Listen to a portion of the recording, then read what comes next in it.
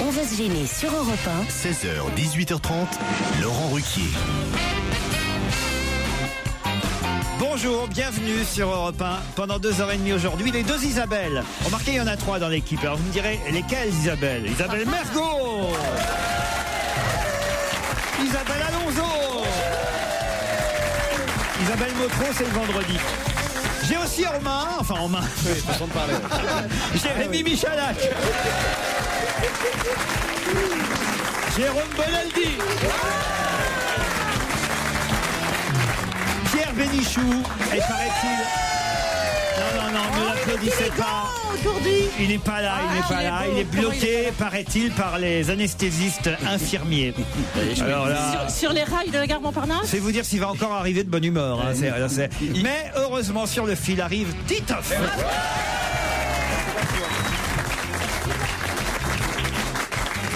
Vous avez des nouvelles de votre ami Pierre Bénichou? Vous êtes encore sorti très tard hier soir? Non, mais vu justement les résultats qu'on a obtenus après une petite collaboration nocturne. Vous avez mis pendant beaucoup de quelques temps. parfum, vous dites. Ah, il est en sueur, il se déshabille, hein, il est quasi continu, enlève ton Toi, t-shirt. Christian, J'ai jamais senti autant de parfum d'un seul coup, c'est terrible. Ça, c'est le coup du mec qui a pas pris sa douche. Tu sais qu'il y a...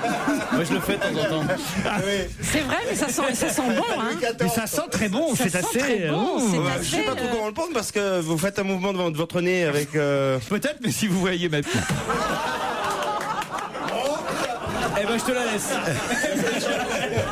Tu te débrouilles avec. Peut-être changer de parfum. Non, alors c'est vrai que les gens du Sud, on se parfume un peu parfois avec Ah excès. oui, un peu beaucoup. comme- Dis donc, parle pour toi. Mais les gens du Nord ont dans les yeux quelque chose. Ils n'ont pas d'or. Oui. Donc, de chez Christian Dior. comment il a Bénichou alors? Ça Mais il est une tête, là, bloqué, tout Ah, il est bloqué. anesthésié. Ça, c'est à cause de Mme Bachelot. Elle veut pas recevoir les anesthésistes infirmiers. Alors, je crois qu'elle recompte les vaccins. Elle a pas terminé. Donc, mais non, mais je l'ai entendu ce matin. Elle disait, elle est quand même gonflée. Elle a dit, je comptais les recevoir. Bah oui, mais je comptais les recevoir. Ça fait 2 mois qu'ils demandent. C'est trop tard. C'est hier qu'ils ont bloqué les trains. Et là, ils ont bloqué Pierre Bénichou. Alors là, qu'il dit? On va vérifier dès qu'il sera là, parce que quand même, j'ai des doutes. Moi, On le laisse rentrer. Qu'est-ce qu'on fait, Titoff?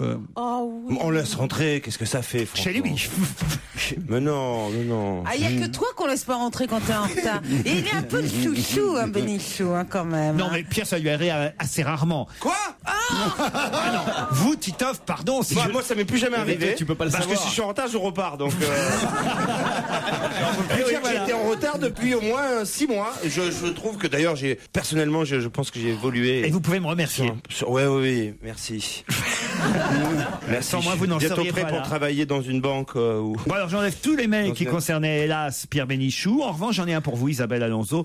Un petit mot pour vous dire que j'ai été ravi de réentendre Isabelle dans votre émission la semaine dernière. Je pensais qu'elle avait disparu des ondes d'Europe 1.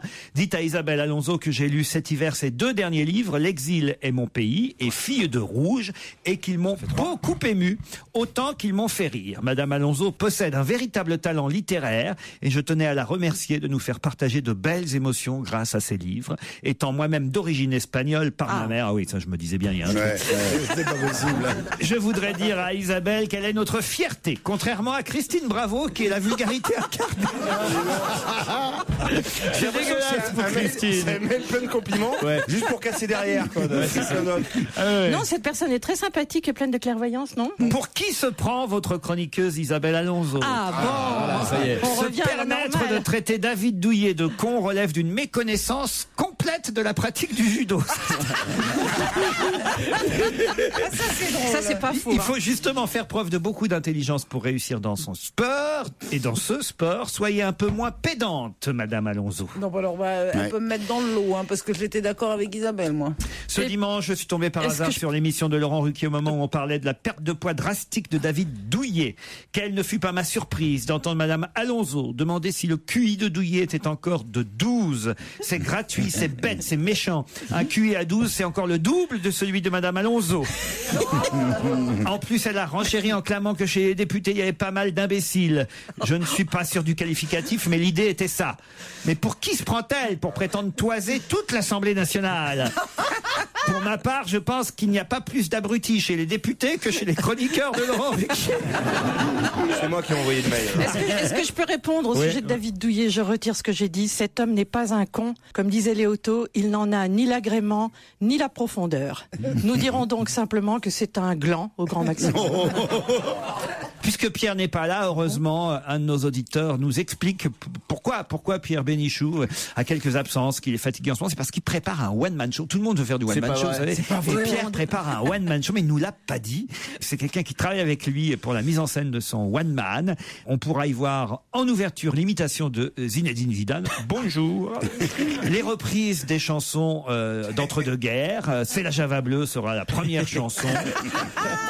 Le titre du spectacle sera Bande de cons va. Bon. Au programme, ses meilleurs sketchs, entre autres. Quand je vois la guillotine et ta gueule, je suis du côté de la guillotine. Un deuxième sketch intitulé Ça va rentrer comme papa dans la bonne. Ça, c'est pas mal. C'est joli ça. Un troisième qui s'appelle Moi aussi j'en ai niqué des mortes. Bon bah.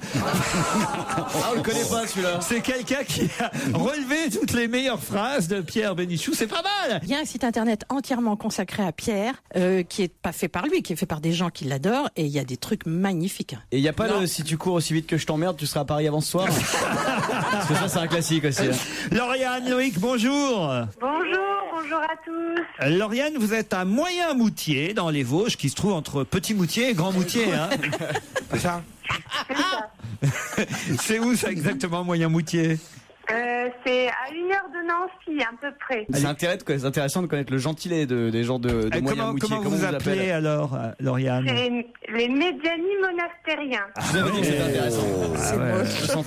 C'est joli comme nom, Moyen-Moutier, ça rappelle Boucle d'Or. Ah bon? Mais si, enfin. Ah oui, le moyen bol, le grand bol. Boucle d'Or qui s'en va, puis elle revient au petit matin, puis dans la maison, elle comprend pas parce que sur la table du petit déjeuner, il y a un grand bol, un petit bol, un moyen bol, et puis ainsi de suite, tout ça. Non, vous vous souvenez pas de ça? Oui. Je sais pas la J'attends raconter. la suite, Laurent. Moi, j'ai jamais vu. Pardon, mais c'est qui Boucle d'Or? Et Boucle d'Or, puis elle va dans la chambre, puis il y a les ours. Et là, il y a les ours, il y a le grand ours, le petit ours, le moyen ours. Aïe. Vous connaissez pas Boucle d'Or? Si, il y a un Trouvez-moi grand l'histoire, je vais vous la raconter. Non, pas oui. Monsieur. Oui, tonton Laurent, raconte-nous l'histoire. Mais elle est pas dans la forêt, elle rentre dans la maison. Parce qu'en fait, papa ours, maman ours avec le gros bol, maman ours avec le moyen bol. Vous avez lu ça quand? Mais tout, on La a semaine lu et dernière. relu et re-relu. Là, on relit. Mais parce que vous avez des enfants. T'as des Et enfants. puis on a été enfants aussi, nous. On a des enfants, Jérôme et moi. Bon, ils marchent pas très bien. Moi aussi, j'ai été enfant. C'est parce que la famille ours a été se balader dans la forêt parce Voilà. que la soupe était trop chaude. Et voilà. quand ils reviennent, qu'est-ce qu'ils Ah voient? oui, c'est le contraire. J'ai raconté le contraire, Oui. moi. C'est pas Boucle d'Or qui va se promener, c'est la famille ours. T'avais même pas compris l'histoire, toi. Lauriane, faites quoi dans la vie à part ça? Je suis étudiante. Étudiante en quoi? Étudiante en histoire. En histoire. Très bien. Donc incollable sur les dates historiques et sur l'histoire de notre pays, j'imagine. On va dire ça. On va dire ça. Je regarde la question. Bon, ça ne concerne pas ça du tout. Ah bon, Loïc a peut-être ses chances contre Lauriane. Bonjour Loïc. Bonjour Laurent, bonjour à tout le monde. Salut Loïc. Il est à Fleury-les-Aubrais dans le Loiret, Loïc. Exactement, Et près alors d'Orléans. Et voilà, et il fait quoi le breton alors dans la vie? Je suis funambule sur fil dentaire. C'est vrai que c'est très On va solide, vous le fil présenter dentaire. Amélie Mati. Elle est patineuse en réfrigérateur. Non, je suis conseiller en gestion de patrimoine.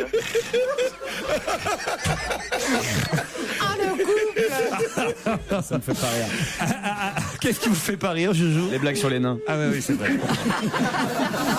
Vous connaissiez, vous, l'histoire de Boucle d'Or et des trois ours? Un petit peu. Ah oui, c'est une...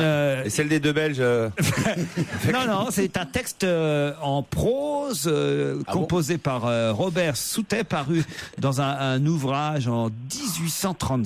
Ça vous revient d'un coup? Non, c'est qu'on m'a apporté de la doc. Vous voulez que je vous raconte Boucle d'Or? On vous l'a jamais raconté, Isabelle. Oh, oui. Isabelle, une famille de trois ours composée d'un papa, d'une maman et de leur enfant vit dans une... Vous pouvez faire les bruitages, ce sera mieux. Moi, je fais le bruitage de la gamine qui s'endort. D'accord. Cette famille vit dans une petite maison dans les bois. Un jour, attendant que leur pudding refroidisse... Qui est dans la chambre à côté avec maman. C'est bizarre ça. Tiens, salope. oui, c'est bon.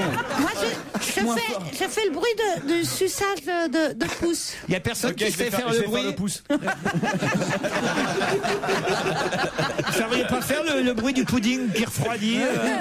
C'est à dire, à mon avis, oui. C'est curieux ça. Un jour, attendant que leur pudding refroidisse, la famille ours part se promener. Demande au Courgeot. Boucle d'Or découvre alors la maison vide. Curieuse, elle entre et se mêle aux affaires de la famille. Qu'est-ce que c'est que tout ça? Et enfin, Boucle d'Or goûte les bols de gruau. Qu'est-ce que c'est que le gruau? Elle se régale de celui de l'ourson. Ni trop chaud, ni trop froid. Tiède, quoi. Ayant ensuite envie de se reposer, elle essaye chacun des 3 fauteuils. J'avais oublié les fauteuils.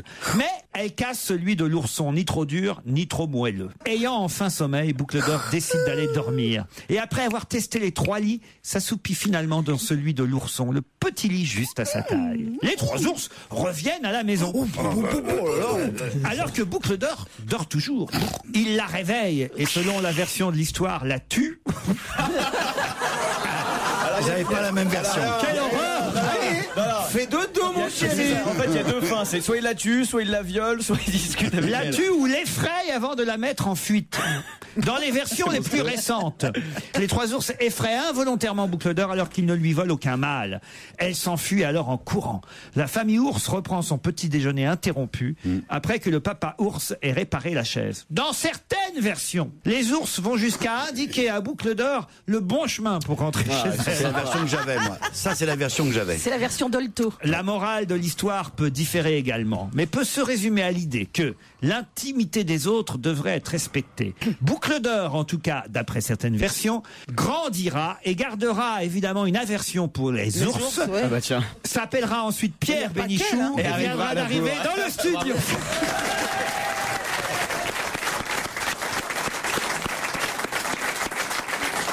Bonjour Boucle d'Or. Bonjour Boucle d'Or.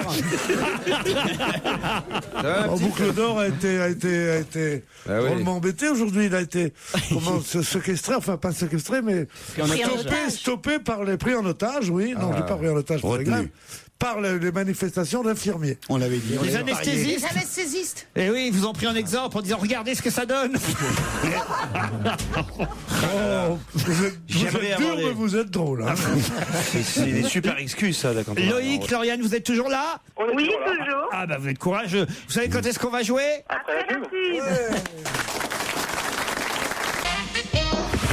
Jusqu'à 18h30 sur Europe 1, c'est la suite d'On va gêner avec Laurent Ruquier, ses complices et vous les auditeurs. On s'amuse avec les actualités. Europe 1, on va se gêner. Attention, challenge. Auditeur contre chroniqueur. Lauriane, Loïc, il faut aller vite car peut-être que Pierre Bénichou connaît la bonne réponse et comme il est arrivé, évidemment ça vous fait une chance en moins pour gagner ce séjour 3 jours 2 nuits au jardin de Saint-Benoît, cette maison de village dans les vignobles des Corbières au cœur de l'Aude. Prête Lauriane, prêt Loïc? Oui, impeccable. Hier, on a vu pas mal, et même beaucoup, Marisol Touraine à la télévision, même si elle n'était pas au premier plan. Mais qui est Marisol Touraine et pourquoi l'a-t-on vu pas mal à la télévision? Vous avez 10 secondes d'avance sur mes camarades. 10 Eh oui. Marisol. Marisol ou Marisol, si vous préférez. C'est une chanteuse. C'est la députée de la 3e circonscription de l'Indre-et-Loire. Oui, mais ça, c'est pas suffisant. Pourquoi l'a-t-on vu à la télévision hier? C'était ma question, Lauriane. Isabelle, tu connais la réponse. qui c'est, déjà un peu. Oui, je connais la réponse. Mais aide-les. Mais j'ai essayé de faire durer un peu. Vous connaissez l'histoire de Boucle d'Or? Et Loïc, on vous entend plus, là. Elle s'est exprimée sur les retraites, non? C'est-à-dire C'est-à-dire, allez-y. Lauriane, Loïc, là, il n'y en a aucun qui a vraiment la bonne réponse. Oui, sinon, moi, j'y vais. hein, Alors, j'ai pas- allez-y. Elle était à Isabelle. côté de Comme Martine Eric Aubry Woerth, non qui parlait du projet de loi socialiste sur les retraites. Elle était derrière Martine Aubry parce qu'elle est l'auteur du rapport socialiste sur les retraites, Marisol Touraine. C'est C'est elle, l'experte économique du Parti c'est socialiste. elle qui était au 2e plan. Voilà ce qu'il fallait répondre, Lauriane Eh et oui, Loïc. Je mais suis donc- désolé, on peut pas vous l'accorder. Bravo Isabelle Alonso.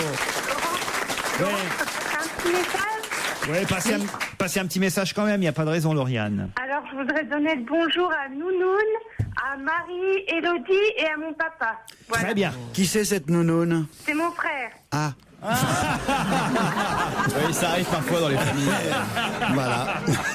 Oh, ça s'appelait beaucoup à Pierre Bénichou. Hein. Oh, il y a eu un frère qui s'appelait Nounoun, Pierre. Bien sûr. Tu sais, le drame de la famille Michalak se passe ailleurs aussi. Hein.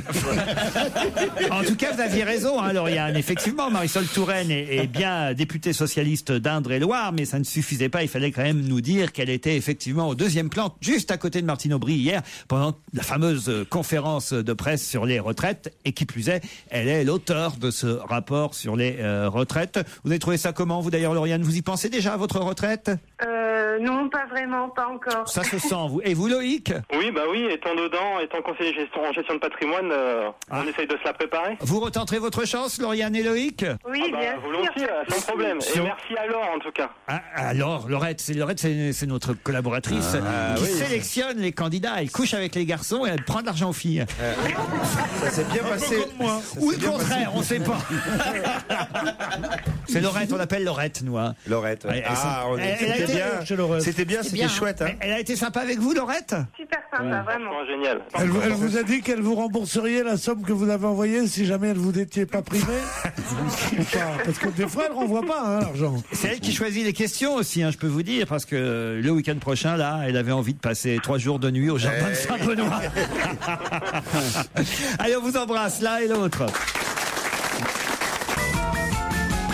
Et On va gêner se poursuit sur Europe 1 jusqu'à 18h30 avec Laurent Ruquier. Ces fameuses questions. Là, en l'occurrence, une question sur la ville française où il faut être absolument en ce moment quand on aime le cinéma. Vous aurez deviné de quoi je veux parler.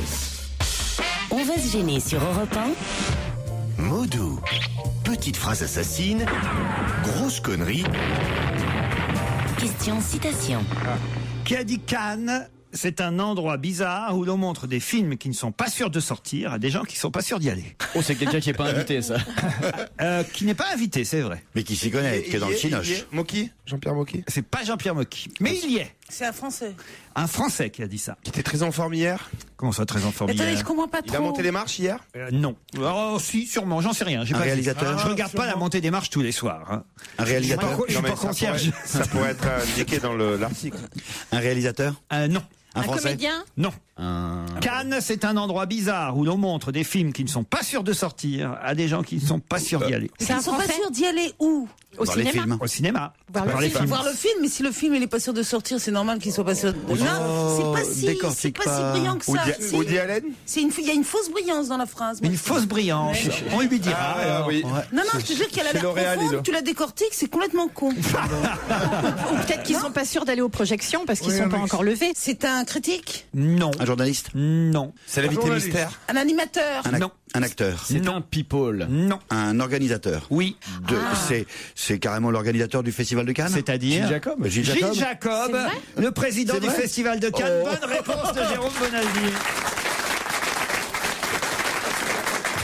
Ah, c'est marrant qu'il C'est ait dit ça. rigolo. C'est pour ça que c'est étonnant, évidemment. C'est Oui, lui-même qui a dit ça sur son festival. Bon, Faut après être tout. très très sûr de la réussite du truc pour se permettre de dire ça. Oh, enfin, ça va. Il y a un moment Ouais. quand même qu'il a créé son festival. Ouais. Enfin, Il l'a même pas- il l'a il même a- pas créé, mais Non, enfin, non. qu'il en est Il a le repris. président. Il a repris. alors.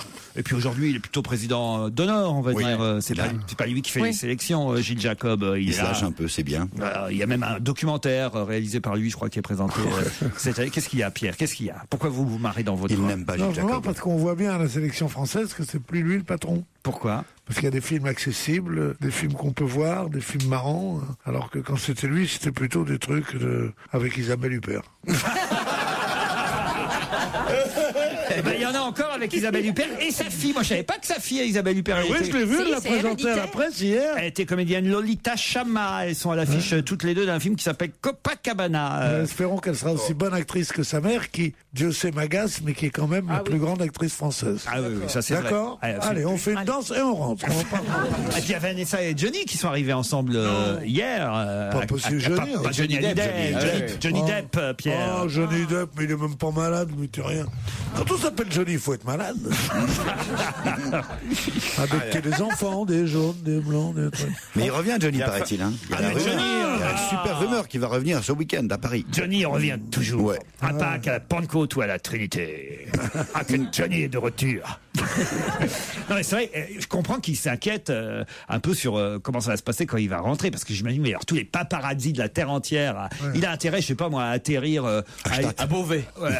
À Beauvais, au Bourget, mais pas à Roissy ou à Orly, parce que ça va être un bordel à l'arrivée à l'aéroport, non? Moi, si j'étais lui, j'arriverais avec tous mes sosies. C'est-à-dire à l'aéroport. Il arrive, Johnny, mettons, il attend à la sortie de l'avion. Et il vient avec Johnny Rock, Johnny Vegas. Voilà, il a une dizaine de sosies. Il se met au milieu des sosies. Et il se dit c'est mine partout. Puis d'un coup, au moment où il arrive dans le paparazzi, il part de tous les côtés. Lâcher le sosie. C'est bien ça. Alors, si vous saviez Les sosies de Francfort, de partout. Si vous saviez ce qu'est le métier Les sosies de Francfort. Non, Isabelle.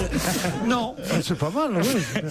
Si vous saviez ce qu'est un paparazzi, ce que j'ai bien connu, vous sauriez que c'est pas des paparazzis qui vont l'attendre à Orly.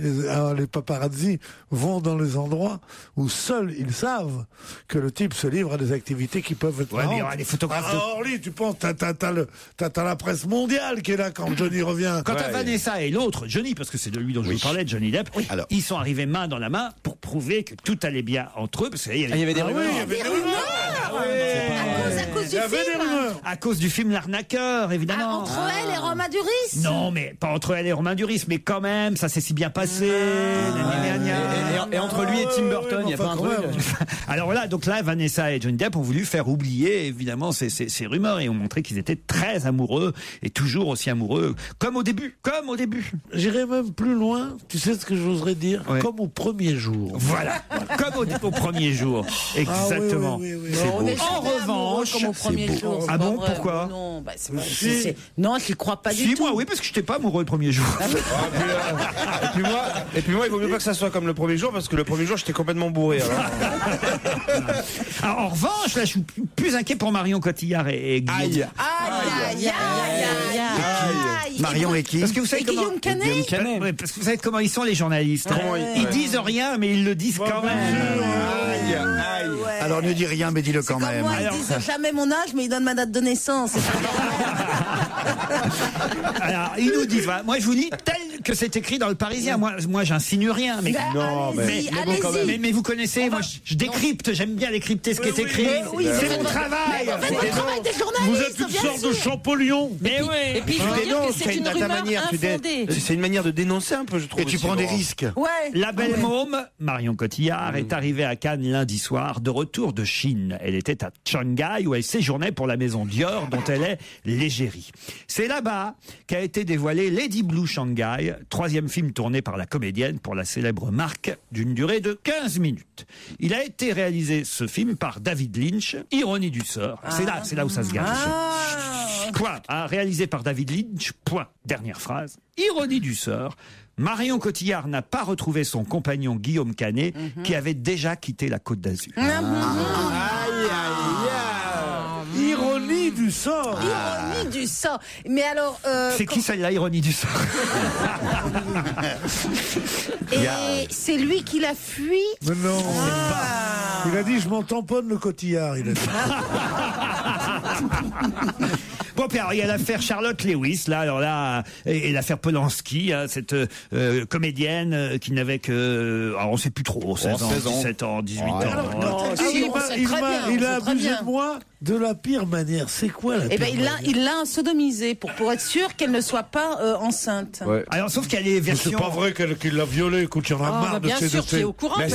Ben ça va, toutes ces starlettes qui sont là à poil toute la journée. Sachez qu'il est là, il m'a violé. Pas du tout, il y en a marre. Parce que le viol est un crime atroce. Si la sodomisée, elle est restée vierge. Moi, j'étais plutôt du côté de Charlotte Lewis ce week-end. Puis c'est vrai qu'après, il y a eu. Ah bah si, parce il y a que eu le papier dans Libération. Parce que d'abord, alors il y en a un qui m'a saoulé, c'est Kijman, l'avocat de Polanski. Par exemple, Kijman a dit à propos de cette actrice, il s'agit d'une accusatrice sur mesure dont on cherche vainement le nom dans l'encyclopédie du cinéma. Mais quel rapport? On s'en fout qu'elle ait son nom ou pas dans l'encyclopédie du cinéma. C'est pas un argument, ça. Tous En plus de l'argument dégueulasse. Ben oui, c'est idiot.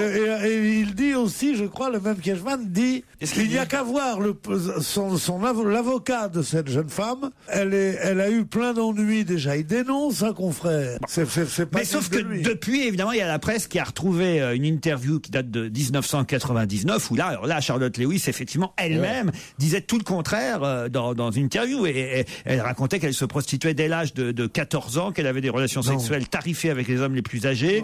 Elle expliquait comment, alors qu'elle était scolarisée dans une école catholique de Londres, elle a commencé à sortir en boîte. Je ne sais plus avec combien d'hommes j'ai couché à l'époque pour de l'argent. J'étais naïve, on me disait d'être gentil avec un tel ou un tel. Dans le même article, elle relate dans le détail des voyages au Moyen-Orient où elle décrit clairement son rôle de prostituée. Elle égrène les noms d'autres célébrités accrochées à son tableau de chasse. 14 ans. C'est dans l'article.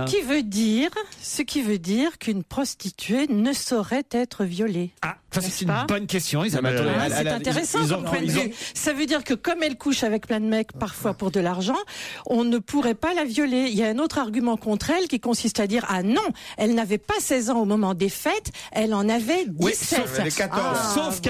sauf qu'elle déclare dans le même article, Isabelle, elle déclare à propos de Roman Polanski, je savais que Roman avait fait quelque chose de mal aux États-Unis, mais je voulais être sa maîtresse. Voilà. Je le désirais probablement plus que lui ne me voulait. Ça, il arrive bien cet article. Quoi qu'il en soit, l'article est à charge. Quand j'ai lu cet article hier dans Libé, qui déjà prend fait et cause pour Polanski, mais sans l'ombre d'une équivoque depuis des semaines, cet article est à charge. Or, il date de 99. Peut-être qu'à l'époque, elle avait encore l'espoir de réussir dans le cinéma et qu'elle baratinait ce que baratinent beaucoup d'actrices quand elle parle à des journalistes. Je ne vois pas comment on peut ajouter foi à ce type d'interview où les nanas passent leur temps elles-mêmes à tenter de justifier ce qui se passe en racontant des cracks. Les femmes mentent beaucoup à ce sujet parce que si elles disent la vérité, quand elles parlent comme ça, comme parle une actrice en exercice, elles disent, il se passe rien, je les aime beaucoup et tout. Elle va pas commencer à ce moment-là à cracher dans la soupe. Maintenant, aujourd'hui, 10 ans plus tard, il est possible qu'elle a renoncé à toute gloire de cinéma et qu'elle dise enfin la vérité. Mais on met sa parole en doute systématiquement. Elle était peut-être sous l'effet 99, pardon. Je n'ai jamais vu une argumentation aussi biaisée que celle-là. D'abord, tu pars du fait que, en disant, voilà, bande de machos, vous croyez qu'une prostituée peut pas être violée. Et ben moi, je vais te dire, une prostituée peut être violée, en effet, le viol est horrible, mais il est moins horrible quand même si c'est une fille qui se met sur le dos 10 fois par jour que si c'est une pauvre petite qui n'a jamais bougé et qui est volée par 3 camionneurs. C'est pas la même chose. Eh bien, tu as un sens de la nuance qui t'honore. Moi, je dis... c'est un vrai débat, hein. Je dis qu'un viol est un viol. Bien entendu, il y a des degrés de sauvagerie, il y a des degrés dans le viol, et c'est pour ça que le viol est jugé en tant que crime, et qu'un crime est toujours différent d'un autre crime. Ce n'est pas pour autant que ça n'est pas un crime. Et ça n'est pas parce qu'une femme couche avec beaucoup d'hommes que le jour où elle n'a pas envie, on a le droit de la forcer. Ces déclarations, on les a sorties en 99. Oui. Peut-être elle était sous l'effet Coupe du Monde, un petit peu. On va laisser les avocats batailler et on passe à d'autres sujets après la pub.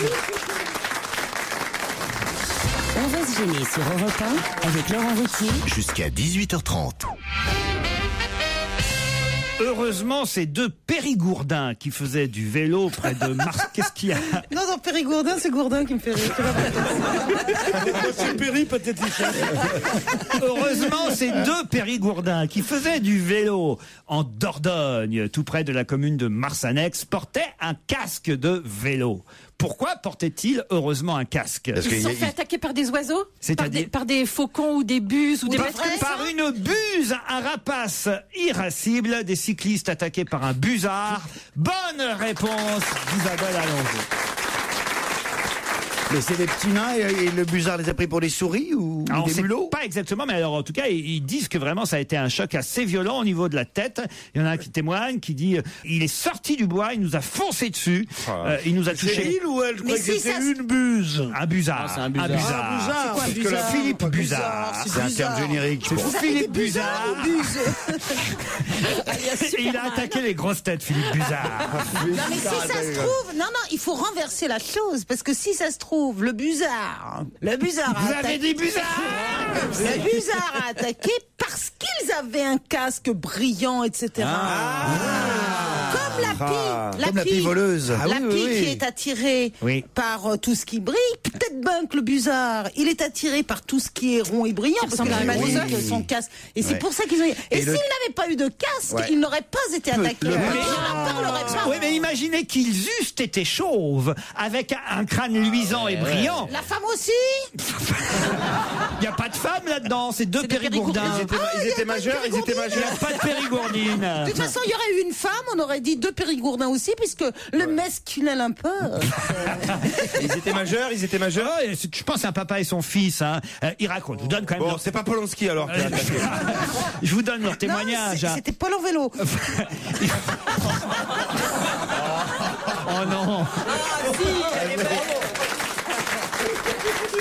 Non, n'applaudissez pas, c'est mon métier. Il s'entraînait pour le Vautour de France.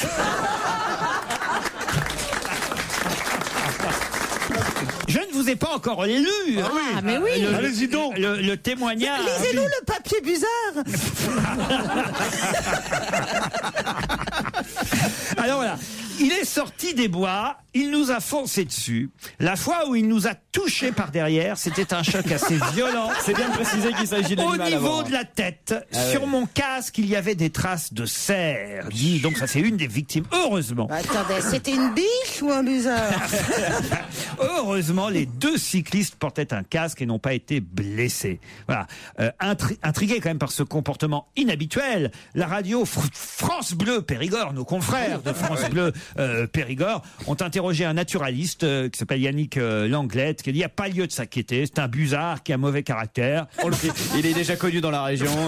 Et il a décidé de protéger son nid de la façon la plus réactive possible. Au moment où il édifie, ça arrive que les oiseaux ils deviennent méchants. Il y a des mouettes, par exemple, C'est arrivé à quelquefois. un ami à moi d'être attaqué par un rapace en plein jogging et sans casque. Ah bon Et il est rentré la tête en sang. Oui. Sans rire. Ah oui, Où oui, ça, oui. où ça En Seine-et-Marne. Ça alors. Je savais pas que les aigles pouvaient nous attaquer en Seine-et-Marne. Mais alors. pourquoi ils attaquent que la tête? Bah, ils ont pas C'est ce qui est- attaqué au pied. c'est là qu'ils arrivent en premier. Oui. C'est comme les Tu fourmis vois attaquent par les pieds.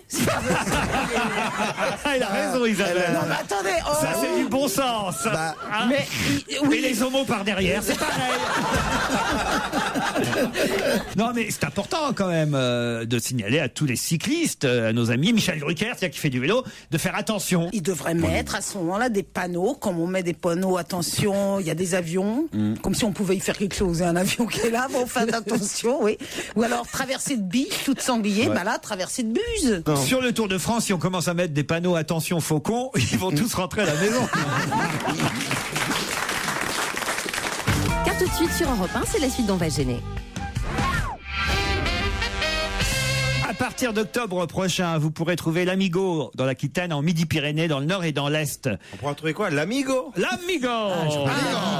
Mais de quoi s'agit-il? Mais un copain, un ami. Ah, l'Amigo. Amigo mio. À partir du mois d'octobre. L'apostrophe C'est- A-M-I-G-O. Et l'apostrophe Ça, AMIGO. c'est une nouvelle voiture? Non, C'est un nouveau café, c'est comme El Gringo. non, c'est pas un nouveau café. C'est Pedro, mon ami. C'est Pedro, un mon nouveau- amigo. C'est un nouveau forfait de téléphone. Ah voilà, le forfait Amigo. Pour parler à ses amis. Qui vous permet de téléphoner SMS Partout, illimité. amis. pas cher. Voilà. Que à ses amis. La Gratuit, télé, mais- Internet, le portable. à la tout. prisonnière française au Mexique. Amigo. Un forfait illimité. Un Est-ce que c'est- apéritif. C'est un nouveau Tropico. C'est pas un apéritif. Amigo, c'est Tropico. Non, c'est pas ça. Ça se boit. Ça se boit l'Amigo, pas du tout. Ça se mange. Non. Oh, mais c'est du fromage. Non, c'est la Ligue. C'est du fromage. C'est de la raclette. Amigo. Bah, c'est trop bien enrhumé. C'est pas la Ligo, c'est la Bego.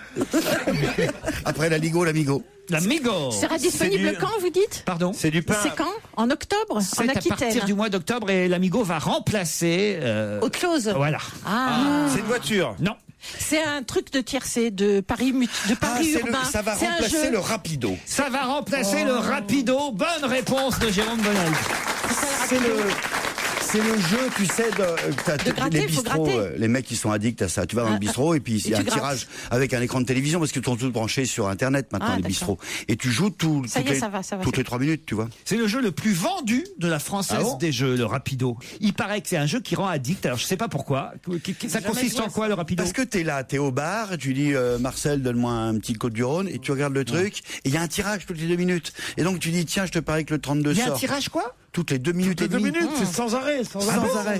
Mais oui, mais on le voit où le résultat alors? Et ben sur l'écran de Téloche. Sur l'écran, t'achètes des tickets. Ah oui. C'est comme un loto dont le tirage serait toutes les 2 minutes. Et on gagne combien quand on gagne? Il y a beaucoup d'argent. On gagne d'abord, c'est l'État qui gagne 50% des mises comme d'habitude. Oui, Et c'est des petites mises, c'est ça qui est bien. C'est pour ça que tu te rends addict. Bon, c'est 1 euro, 2 euros, 3 euros. Tu mises ce que tu veux. Tu mets 1 euro, tu gagnes combien? Je sais si pas, tu j'ai gagnes jamais joué. Alors pour éviter le côté addict, justement, tiens, il nous explique que l'Amigo, sa tirage sa fréquence de tirage sera réduite par rapport au Rapido. Un tirage toutes les 2 minutes et demie au lieu de toutes les 2 minutes. Ah ouais.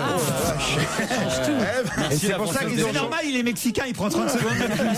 C'est pour ça qu'ils ont changé le nom alors. C'est un prétexte. L'Amigo. C'est plus le Rapido, c'est l'Amigo. Vous grattez, Pierre, vous qui êtes un joueur, un grand joueur, vous grattez forcément. Hein. Non, jamais. Qu'est-ce que vous voulez dire, Isabelle Mergo? Allez, vas-y. Attention, le nouveau jeu de grattage, la Mergo. Non, je disais que les oiseaux jouaient beaucoup, mais à mi-temps seulement. Mais c'était des migrateurs, quoi. Oh, écoutez, je vais vous parler Je vais vous parler plutôt de Zeytouni Onyango. Qui ça? On en reparle. reparle. Un jeu, mais plus long. Zeytouni Onyango. C'est un jeu. Non, c'est pas un jeu. On en avait parlé il y a quelques mois de Zeytouni Onyango et elle revient en photo dans toute la presse aujourd'hui. Pour quelle raison? C'est une fille. Elle s'appelle Zeytouni. C'est une femme, même on peut dire. C'est Zeytouni Onyango, oui. C'est la tantina d'Obama. C'est la tante d'Obama et Elle est autorisée à rester aux États-Unis alors qu'elle était sous le coup d'un arrêté d'expulsion. elle vient d'obtenir l'asile politique. Bonne réponse d'Isabelle Alonso. Il avait une tante qui était illégale? Oui. Elle était entrée illégalement en provenance du Kenya aux États-Unis et depuis 2004, elle vivait donc sous le coup d'un arrêté d'expulsion. Là maintenant, il va falloir qu'elle attende 5 ans avant de demander la nationalité américaine, mais elle a le droit en revanche à l'asile politique. La Maison-Blanche affirme n'avoir joué aucun rôle. C'est un hasard. Bien sûr, ils ont envoyé quelques otages kenyans qu'ils avaient à la maison. Voilà. Mais en même temps, ce serait normal qu'ils aient joué un rôle. Mais bien sûr, franchement, n'importe quel président dont la tante serait expulsée, par exemple Kadhafi, on expulserait sa tante, où est-ce qu'il logerait déjà? Non mais franchement, c'est normal quand même. Bien sûr. Dédé, c'est Dédé, ses proches, et sa famille, c'est normal. C'est même plus ridicule. Alors là, je veux pas jouer les Bedouins à Mont, mais c'est plus ridicule. Non, mais de dire la Maison Blanche n'a joué aucun rôle, il devrait dire Obama, bah oui, j'ai aidé ma tati. Je crois qu'en Amérique, c'est pas du tout comme ça. Ah bon? Le fait qu'il y ait un passe-droit en Amérique est un péché mortel. Ouais. Ils veulent l'égalité. C'est un drôle de pays. Et si... Maintenant, tous les gens qui vont se faire expulser vont dire je suis le cousin d'Obama, je suis le cousin d'Obama. Ah, ça c'est vrai. Je suis son oncle. On est tous cousins et tous frères quelque part. Bien sûr. Moi, je dis qu'au départ, on était tous frères. Hein. Par exemple, vous et moi, Pierre, on a des liens familiaux, vous pensez? Bien sûr. Ah oui. D'ailleurs, de toutes mes tantes, t'es ma préférée. Alors, si vous voulez, je l'ai vu venir. Tu l'as même un peu servi. Tu l'as un peu servi. Je me suis dit, je vais pas le faire. Et puis voilà, je me dois à mon public. Mais je voulais que vous alliez au bout pour que vous enfonciez. Non, il va me faire un procès. Pour que vous enfonciez. Oui, mais t'avais pas 16 ans. Pour que vous enfonciez encore plus. Et je préfère que vous le fassiez vous-même parce que moi je le ferai jamais. Oh, il est vache, tu m'as dit ça en public. La première fois qu'il m'a dit ça, j'avais 16 ans et demi. Ma mère m'avait amené, j'avais un slip léopard. Et moi, je savais même pas de quoi il s'agissait. Qu'est-ce qu'il faut pas faire pour qu'il reprenne un peu de couleur, hein? Vous avez vu un peu, comme je suis bon camarade. Il était en perdition. Il était en train de se noyer. Au bord du trottoir. Déshydraté. Pourquoi vous êtes méchant avec moi comme ça? La jalousie n'explique pas tout. Vous êtes en train de commettre un crime passionnel, mais vous n'aurez pas du tout de circonstances atténuantes. Vous n'avez qu'à être drôle, vous aussi. Un peu de café, Pierrot, avec plaisir, mon gars. Il faut expliquer que Pierre est en train de se servir du café. Il se parle à lui-même et il va souhaiter... Il a des périodes schizo. Et ça, c'est quand même intéressant. Je vais vous dire, santé. c'est quelque chose de très intéressant de voir Pierre se servir son café de lui-même, parce que d'habitude, là, on voit qu'Isabelle Alonso a un impact énorme et que elle vient habillée on va dire de son probité candide et de lin blanc, oui. Non, mais surtout de son passé, de l'image qu'elle dégage, parce que d'habitude, quand c'est Caroline Diamant ou je ne sais qui d'autre. Évidemment, Pierre Bénichou, il dit, tu me servirais pas un café, cocotte. Et là, comme c'est Isabelle Alonso, qui est assise à côté de lui, voilà Pépère qui, tout seul, péniblement, se sert son petit café. Il a pas osé lui demander. Ouais, mais il a bien réussi, hein. Au fond, c'est pareil quand on se sert soi-même. Moi, je fais pareil avec Isabelle. Quand j'ai un peu de bricolage à faire à la maison ou quoi, je l'appelle, je lui dis, tu veux pas venir me donner un coup de main, puis on casse les cloisons. Vous ne pouvez pas dire que parce qu'elle défend la cause des femmes, elle serait masculine. Elle est très féminine. Quoi Mais demande-moi, je veux dire, c'est pas savoir. Ça me ferait mal aux couilles de pas être féminine. Dans un instant, on se retrouve après les titres de 17h. On va se gêner sur Europe 1 avec Laurent Ruquier. Jusqu'à 18h30. Laurent Ruquier sur Europe 1. On va se gêner. C'est la deuxième heure dont on va se gêner. Toujours avec Isabelle Mergo, Isabelle Alonso, Jérôme Bonaldi, Titoff, Jérémy Michalak et Pierre Bénichou. Tu sais quoi, c'est bien de le préparer pour la scène. On fait tout. Public, je pense que vous avez montré vos préférences. Martine et Philippe, bonjour. Bonjour. Martine est à Gaillan-en-Médoc, en Gironde. Vous avez une activité principale, Martine? Non plus. Non plus. C'est fini. Comment? Mais non plus quoi? Moi j'aime non Je n'ai par plus contre. d'activité principale. J'ai assez travaillé maintenant. D'accord. J'arrête. Martine, est-ce que tu peux voir pour prendre ton téléphone? Martine Cussature. Et faisiez quoi avant d'arrêter alors? Oh, j'étais fonctionnaire. Fonctionnaire. De police Collectivité territoriale. Aux collectivités territoriales. Oui, c'est la police, ça. Moi, j'adore ça, moi. Non, pas la police. Se taper un flic. Et puis vous avez arrêté.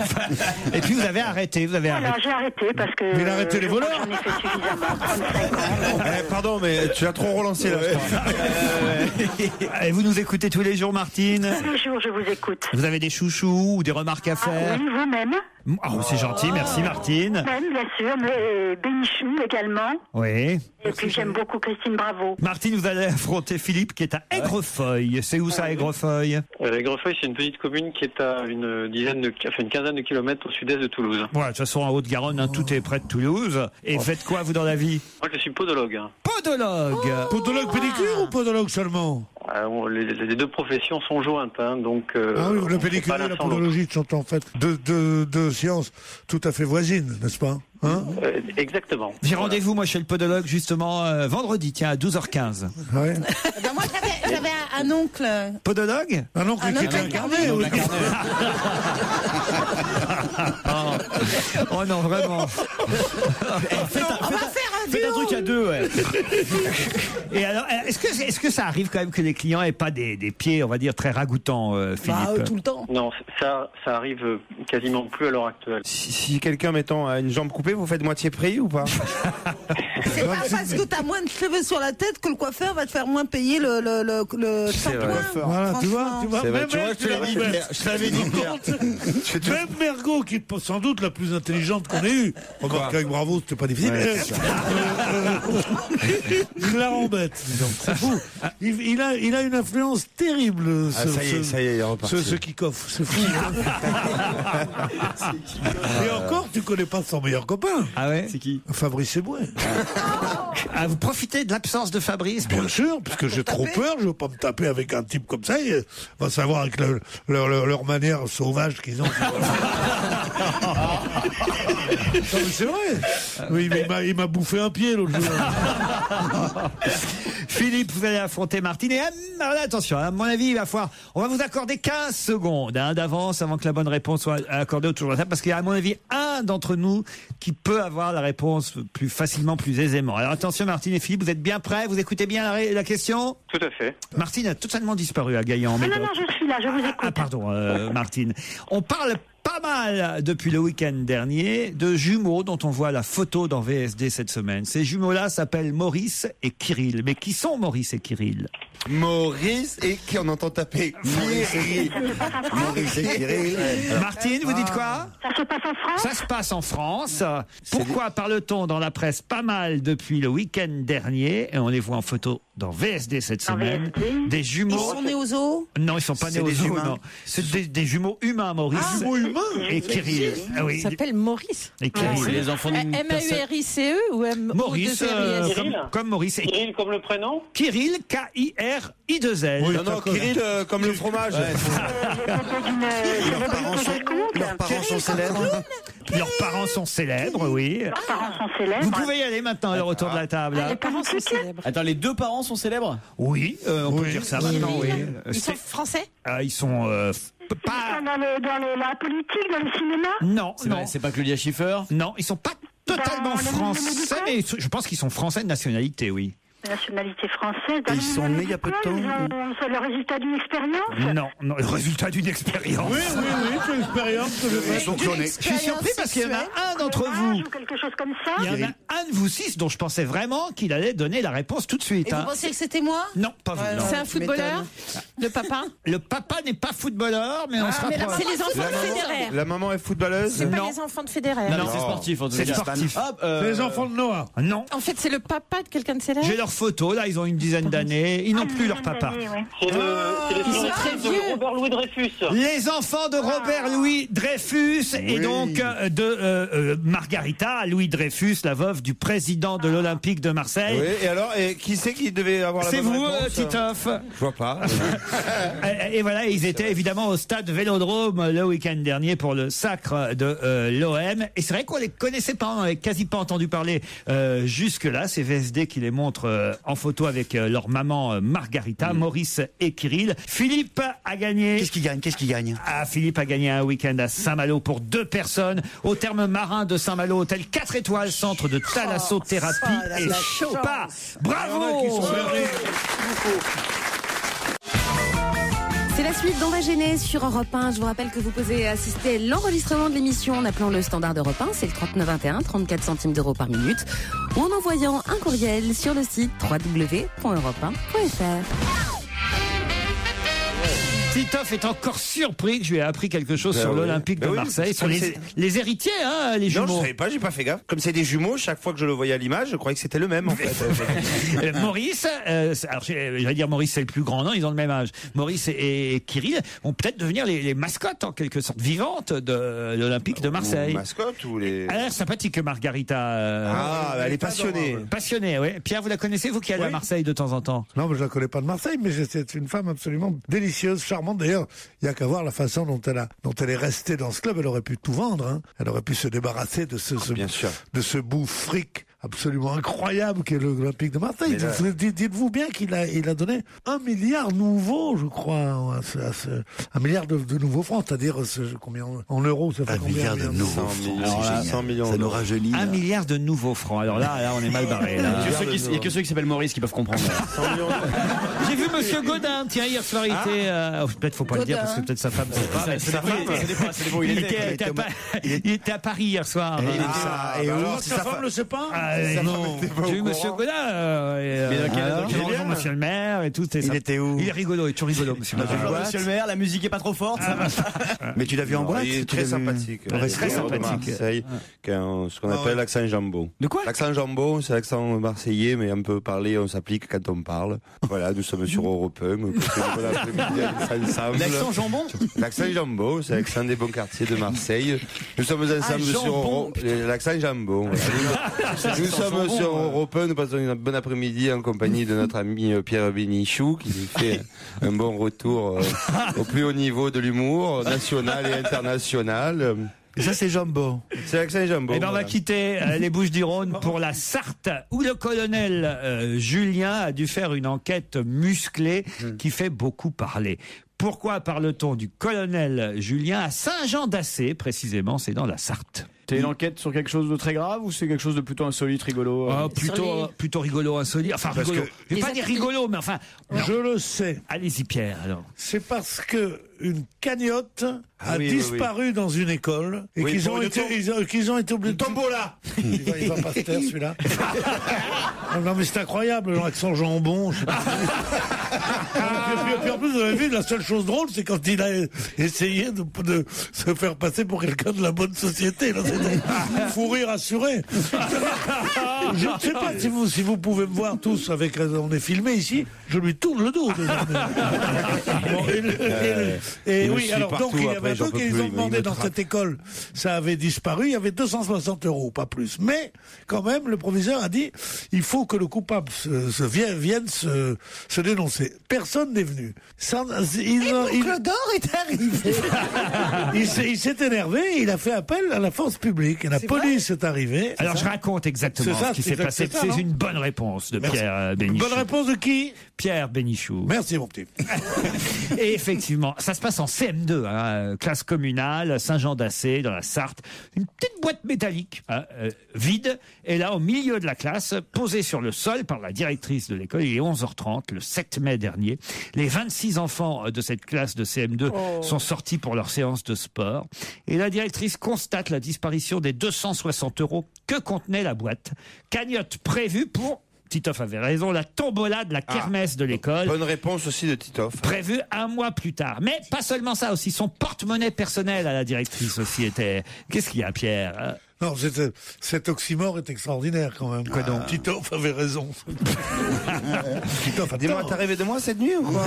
La gendarmerie a pris les choses très au sérieux. Pour nous, il n'y a pas de petit vol. 260 €, c'est le quart d'un SMIC, dit le colonel Julien de la compagnie de gendarmerie du Mans, qui est venu jusqu'à Saint-Jean-d'Assé. Puis en ancien franc, ça doit faire beaucoup, ça. Hein. Devant les enfants de la classe, rassemblés. 3 louis d'or. Non mais vous imaginez quand même, c'est un petit traumatisme quand même.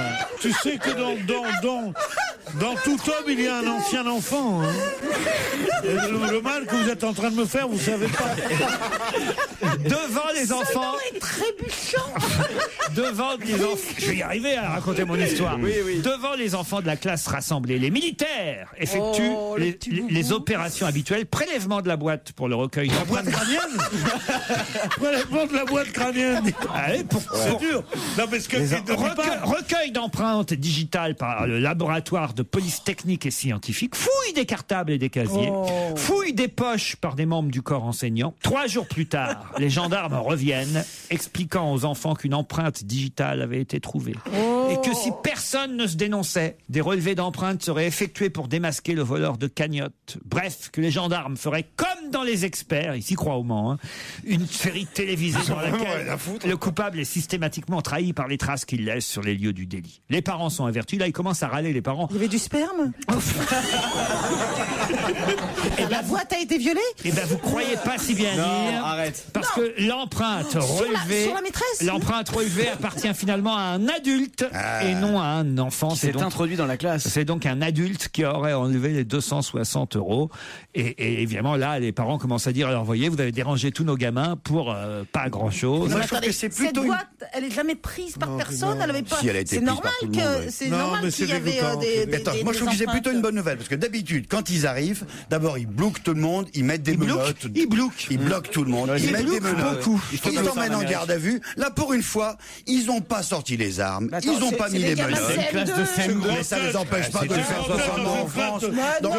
Mais tu laisses pas 260 € dans une boîte et avec la porte. Mais si ça leur arrive tous les jours pour les enfants de 8 ans, la dernière fois vol de vélo. Tu parles d'une classe là d'innocents. La dernière fois un vol de vélo.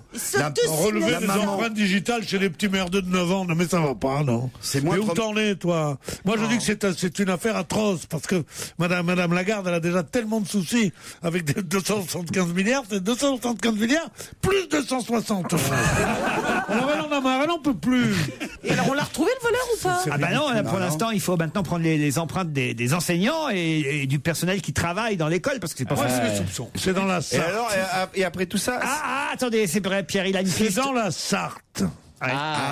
C'est pas loin de. Stevie N'habite pas très loin. Vous êtes en communication avec moi, Miroska? Oui. Vous parlez de Stevie Boulet? Moi aussi, j'y pense. On dit à propos de Mir et Miroska, Pierre, alors on a eu des tas de mails, vous n'étiez pas là au moment où j'ai lu les mails en début d'émission, mais on a eu des précisions concernant les mails. Vous nous avez entendu hier? J'étais mort de rire. J'étais mort de rire. Et puis il y croyait vachement. Mais j'ai fait mon enquête. Ah oui. Bien. Vous croyez toujours que c'est un ventriloque qui donnait les réponses? Mais rappelle. Tu crois que tu crois que je parle? Ah oui, il a fait vachement bien. Alors, il y a des auditeurs Alors, qu'est-ce qu'ils disent qui ont dit, ben, évidemment, Pierre a complètement fabulé, raconté n'importe quoi sur Mireille Miroska. Ça pouvait pas être des ventriloques qui donnaient enfin bon, c'était n'importe quoi ce qu'a raconté Pierre. Et quand même, on nous a envoyé des tas d'histoires, parce que vous nous avez dit que c'était Bruno Cocatrix qui vous avait raconté cette histoire, ex-directeur de l'Olympia. Et suite à l'interprétation de Pierre Bénichou à propos de Mireille Miroska, Patrick me dit, un type est arrivé un jour chez Bruno Cocatrix avec un chien et un perroquet. Il a mis le chien au piano qui s'est mis à jouer et le perroquet a chanté la Traviata. Au bout de 5 minutes, Bruno Cocatrix les a foutus à la porte et a expliqué à son assistante, il trichait. C'est le chien qui est ventriloque. Et je me demande si c'est pas cette histoire déformée. Non mais c'est moi je connais la vraie histoire de ça. Ouais. C'est un type qui a téléphoné un jour, Bruno Cocatrix est dans son bureau, le téléphone sonne. Il dit bonjour monsieur, dit Cocatrix, vous me dérangez pourquoi? Il dit j'ai un numéro formidable que je voudrais vous montrer. Alors le type il dit mais c'est quoi votre numéro? Les numéros formidables, j'en ai plein. Il dit mais je parle anglais. Il dit vous parlez anglais? Tout le monde parle anglais, même ma bonne parle anglais. Mais qu'est-ce que ça veut dire je parle anglais? Il dit oui monsieur Cocatrix, mais moi je suis un chien. Alors, il y a aussi quelqu'un qui nous dit, c'est Jean-Charles, dites aussi à Pierre Bénichou que si Houdini pouvait tenir sous l'eau avec tous les cadenas et les chaînes qu'il avait autour de lui aussi longtemps, c'est parce que c'était son assistante en dehors du bocal qui respirait pour lui. Je me demande si les auditeurs seraient pas en train de se foutre de votre gueule, Pierre. Écoutez, il y avait dans le témoignage d'hier quelqu'un qui disait, j'ai demandé à Mir si leur code était difficile et est-ce qu'ils avaient beaucoup à mentaliser leur truc pour dire c'est un mot de 7 lettres, le 8 c'est V, le moment. Et il a dit pas du tout. Il n'y a aucun effort à faire. C'est donc qu'il parle lui-même, bien sûr. Oui, il continue à penser qu'il est ventriloque. Je suis persuadé. C'est la meilleure histoire de Cocatrix. Elle était sur scène, il était dans le public. La voix sort de lui, qui est dans le public. Comment veux-tu que ça aille sur scène, enfin? Il y a un truc qui... Puis pour bouger les lèvres en même temps. Mais non, il est là, il regarde. Je vais vous la refaire. Ah non. Mais Oscar, en tout cas, on lance un appel à nos auditeurs. Si vous avez la vérité sur Mir et Miroska, n'hésitez pas à nous la transmettre. Et si vous pensez comme Pierre qu'effectivement il y avait un ventriloque. Et puis s'il y a des gens aussi qui nous écoutent et qui ont connu Cocatrix et qui leur a raconté que Pierre Bénichou croyait à son histoire, ils peuvent nous appeler aussi. Mais en fait, on ne sait pas le secret. Ah non, et on ne le dira pas. Les Maudits Blues sur Europe 1, un standard qu'on aime tous, Nights in White Satin. Et jusqu'à 18h30, c'est la suite d'On va gêner avec Laurent Ruquier à ses côtés aujourd'hui. Isabelle Mergo, Isabelle Alonso, Pierre Bénichou, Jérémy Michalak, Jérôme Bonaldi, Titoff et l'ami Liado. C'est bien ça. Europe 1, on va se gêner. Do, ré, mi, fa, si, liado. Bonjour Serge. Bonjour Laurent, salut à tous. Qu'est-ce que vous nous avez préparé aujourd'hui? Alors un petit bêtisier? Un bêtisier, oui. Alors, bien sûr, télévision majoritaire, un petit peu de radio, des lapsus au début qui donnent froid dans le dos, et puis qui peuvent être révélateurs quand on parle de football. Il y a aussi des néologismes et des lacunes en culture générale. Je crois qu'on commence par Jean-Pierre Pernaut et on terminera par Marianne James. Catastrophe de l'usine AZF. En l'état actuel de l'enquête, dit le ministère de l'Intérieur, rien ne permet de considérer qu'il s'agit d'autre chose que d'un attentat. Fin de citation. À propos d'accident, j'ai fait une petite erreur tout à l'heure à propos de Toulouse, en vous donnant le commentaire du ministère de l'Intérieur, vous disant que rien ne permettait de considérer qu'il s'agit d'autre chose que d'un accident, et pas d'un attentat, bien sûr, vous aviez corrigé vous-même. On sait que des garçons comme Benzema et Nasri vont pointer le bout de leur nez. Alors maintenant, on va faire une petite pute de pub. Contre-performance pour Bordeaux, qui ne disputera aucune compétition européenne. Les Bordelais se sont inclinés 4-3 à Lens. Eh ben oui, le cul de gueule, le coup de gueule. En tout cas, nous, on sait que Louisa Bailèche représentera notre pays, la France. Allez, Louisa! Allez, Louisa! Allez, Louisa Bailèche! Louisa Bailèche est arrivée à Paris en 95 où elle a acheté un bel appartement et Louisa Bailèche l'habite. Non, arrête. Ah si. Non. Vous êtes violoniste et ce soir vous avez accompagné l'oratorio. C'est tellement difficile pour l'orchestre, pour les candidats. Et le problème, c'est que je n'ai pas joué l'oratorio. Ah merde. Et je suis dans la deuxième partie. Question numéro 10. Contrairement aux solutions acides, la manipulation des solutions basiques ne présente pas de danger pour les utilisateurs. Est-ce que c'est vrai ou est-ce que c'est chiant? C'est faux. Adjectif relatif à l'homosexualité masculine. Gwyn. Donc pour vous, un homosexuel masculin, c'est une Gwyn. C'est les foules qui m'ont perturbé tout à l'heure. Comme quoi? Je suis gay. Ah bah je suis vachement content parce que enfin cette semaine on m'a installé ma douche vibromassante. Ne quitte pas.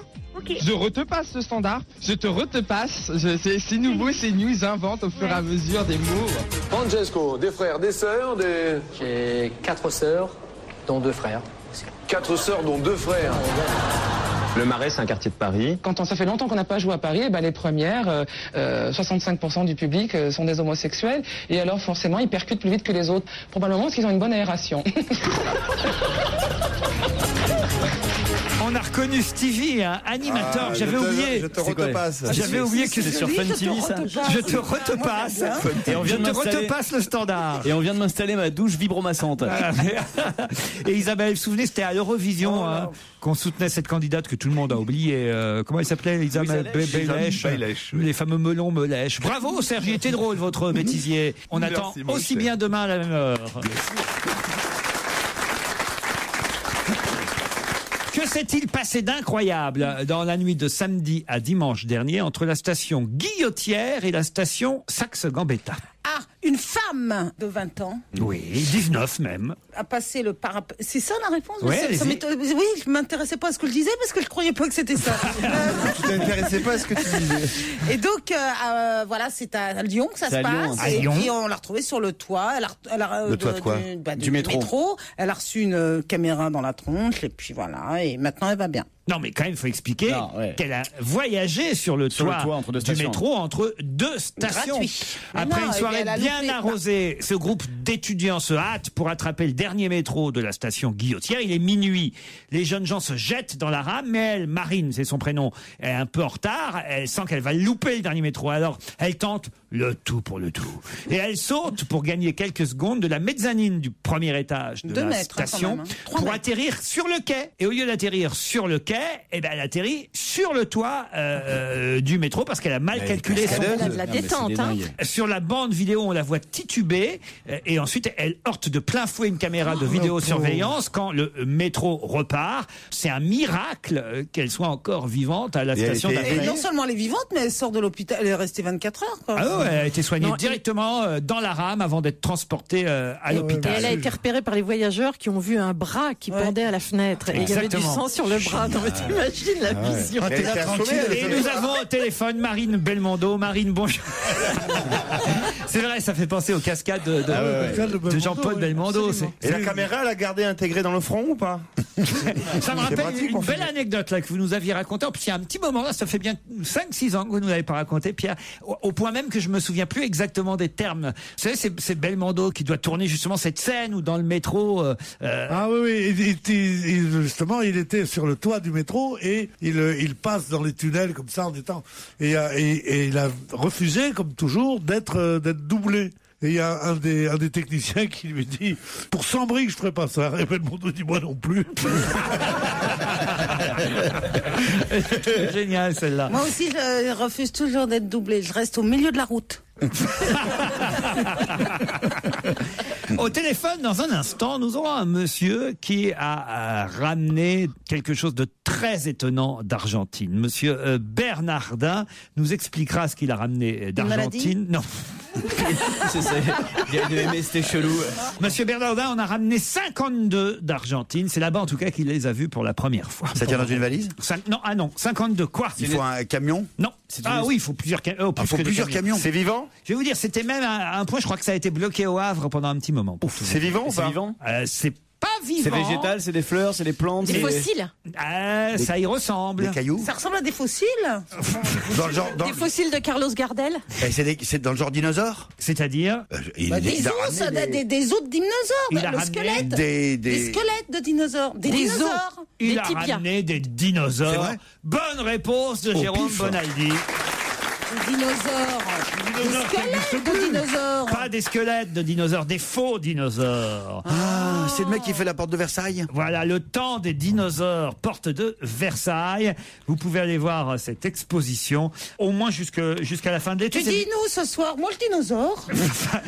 Monsieur Bernardin, bonjour. Bonjour. C'est jusqu'à quand l'expo porte de Versailles? 31 juillet. 31 juillet. Alors évidemment que ce ne sont pas des vrais squelettes, on est bien d'accord. Ce sont des reconstitutions, mais reconstitutions malignes, puisqu'il y a des robots à l'intérieur qui font que, par exemple, si Isabelle visite l'expo, eh bien, le dinosaure va se mettre à agiter la queue au moment où elle va passer, de manière... Il va la suivre des yeux aussi. Il va la suivre des yeux parce que ils bougent, vos dinosaures, c'est bien ça? Ils sont animés, oui, sont des robots. C'est comme un zoo finalement de dinosaures. On apprend aussi, ça vous pose quelques questions, parce qu'on se rend compte que l'homme n'est là que depuis peut-être un ou plusieurs millions d'années, on ne sait pas vraiment non plus, mais que les dinosaures ont vécu sur Terre pendant près de 200 millions d'années. Ça nous rajeunit pas. Ils sont à taille 1, à échelle réelle. Ils sont en échelle réelle, oui. Et on peut donc, alors évidemment, on peut aller s'amuser parce que c'est amusant, mais aussi s'instruire. J'imagine qu'il y a un petit côté quand même culturel dans l'affaire. Il y a un côté culturel. C'est une exposition très ludique parce qu'il y a déjà 2 expositions de dinosaures à Paris, mais c'est l'avantage de montrer à grandeur réelle 51 dinosaures. Et Mac Lesguy de M6 nous a aidés dans la rédaction d'un audio guide. Donc en fait, il y a aussi, malgré l'aspect très ludique, on peut apprendre pas mal de choses. Il y a 31 espèces de dinosaures qui sont présentées dans l'exposition. Et il y a un film en cinéma 3D, il y a des animations enfin. C'est vrai que dans le Parisien, ils disent, il y a Alain Pirot du Parisien qui a vu l'expo, il dit c'est vrai qu'il y a un petit côté grand parc d'attractions, mais après tout, pourquoi pas? C'est entre l'exposition, le parc d'attractions, le zoo.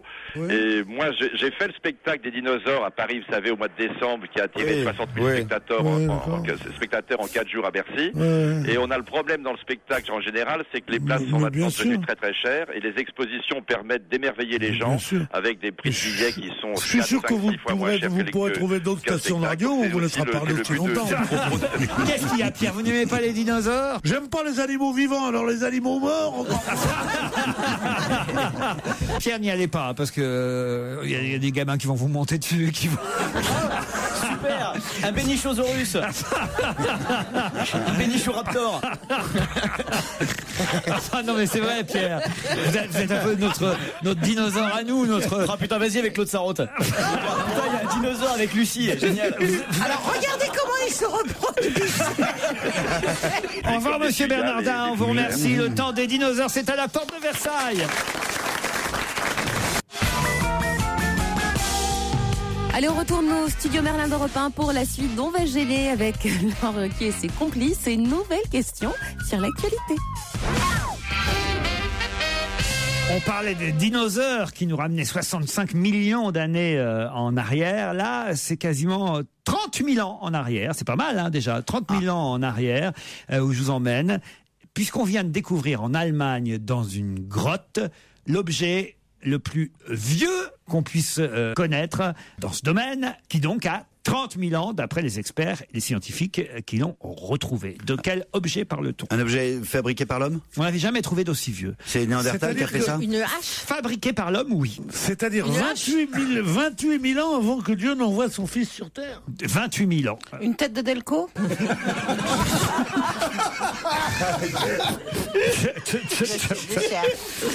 Un micro-ondes? Un bebop? Les scientifiques à l'origine de cette découverte ont réussi à reconstituer une douzaine de fragments et ça s'est passé près de Ulm en Allemagne. Ulm. Voilà, et ils ont Ulm en allemand. Ça servait à se nourrir? Pardon? Ça servait à se nourrir? À se nourrir, non. À dormir? Non, pas une À prendre du plaisir? Pardon? À prendre du plaisir? Le premier God? Godemiché. Le premier Godemiché. Bonne réponse de Titoff et Isabelle Mergo. Ils ont confondu comment. Alors, mais ils ont les comment ils savent que c'est un godemiché? Comment ils savent? Comment ils savent? C'était un outil pour piler. Ça s'appelle un bâton, quoi. Non. Ça m'énerve. Non. Gros bâton, quoi. Oh, les historiens, ils salissent tout. Mais non, c'est pas. Un os pour le plaisir. Le plus vieux godemiché aurait 30 000 ans. Un os? Un os pour le plaisir? Attends, il paraît qu'il n'y a pas d'os dedans, il paraît. C'est un phallus qui date de l'âge de pierre. Enfin,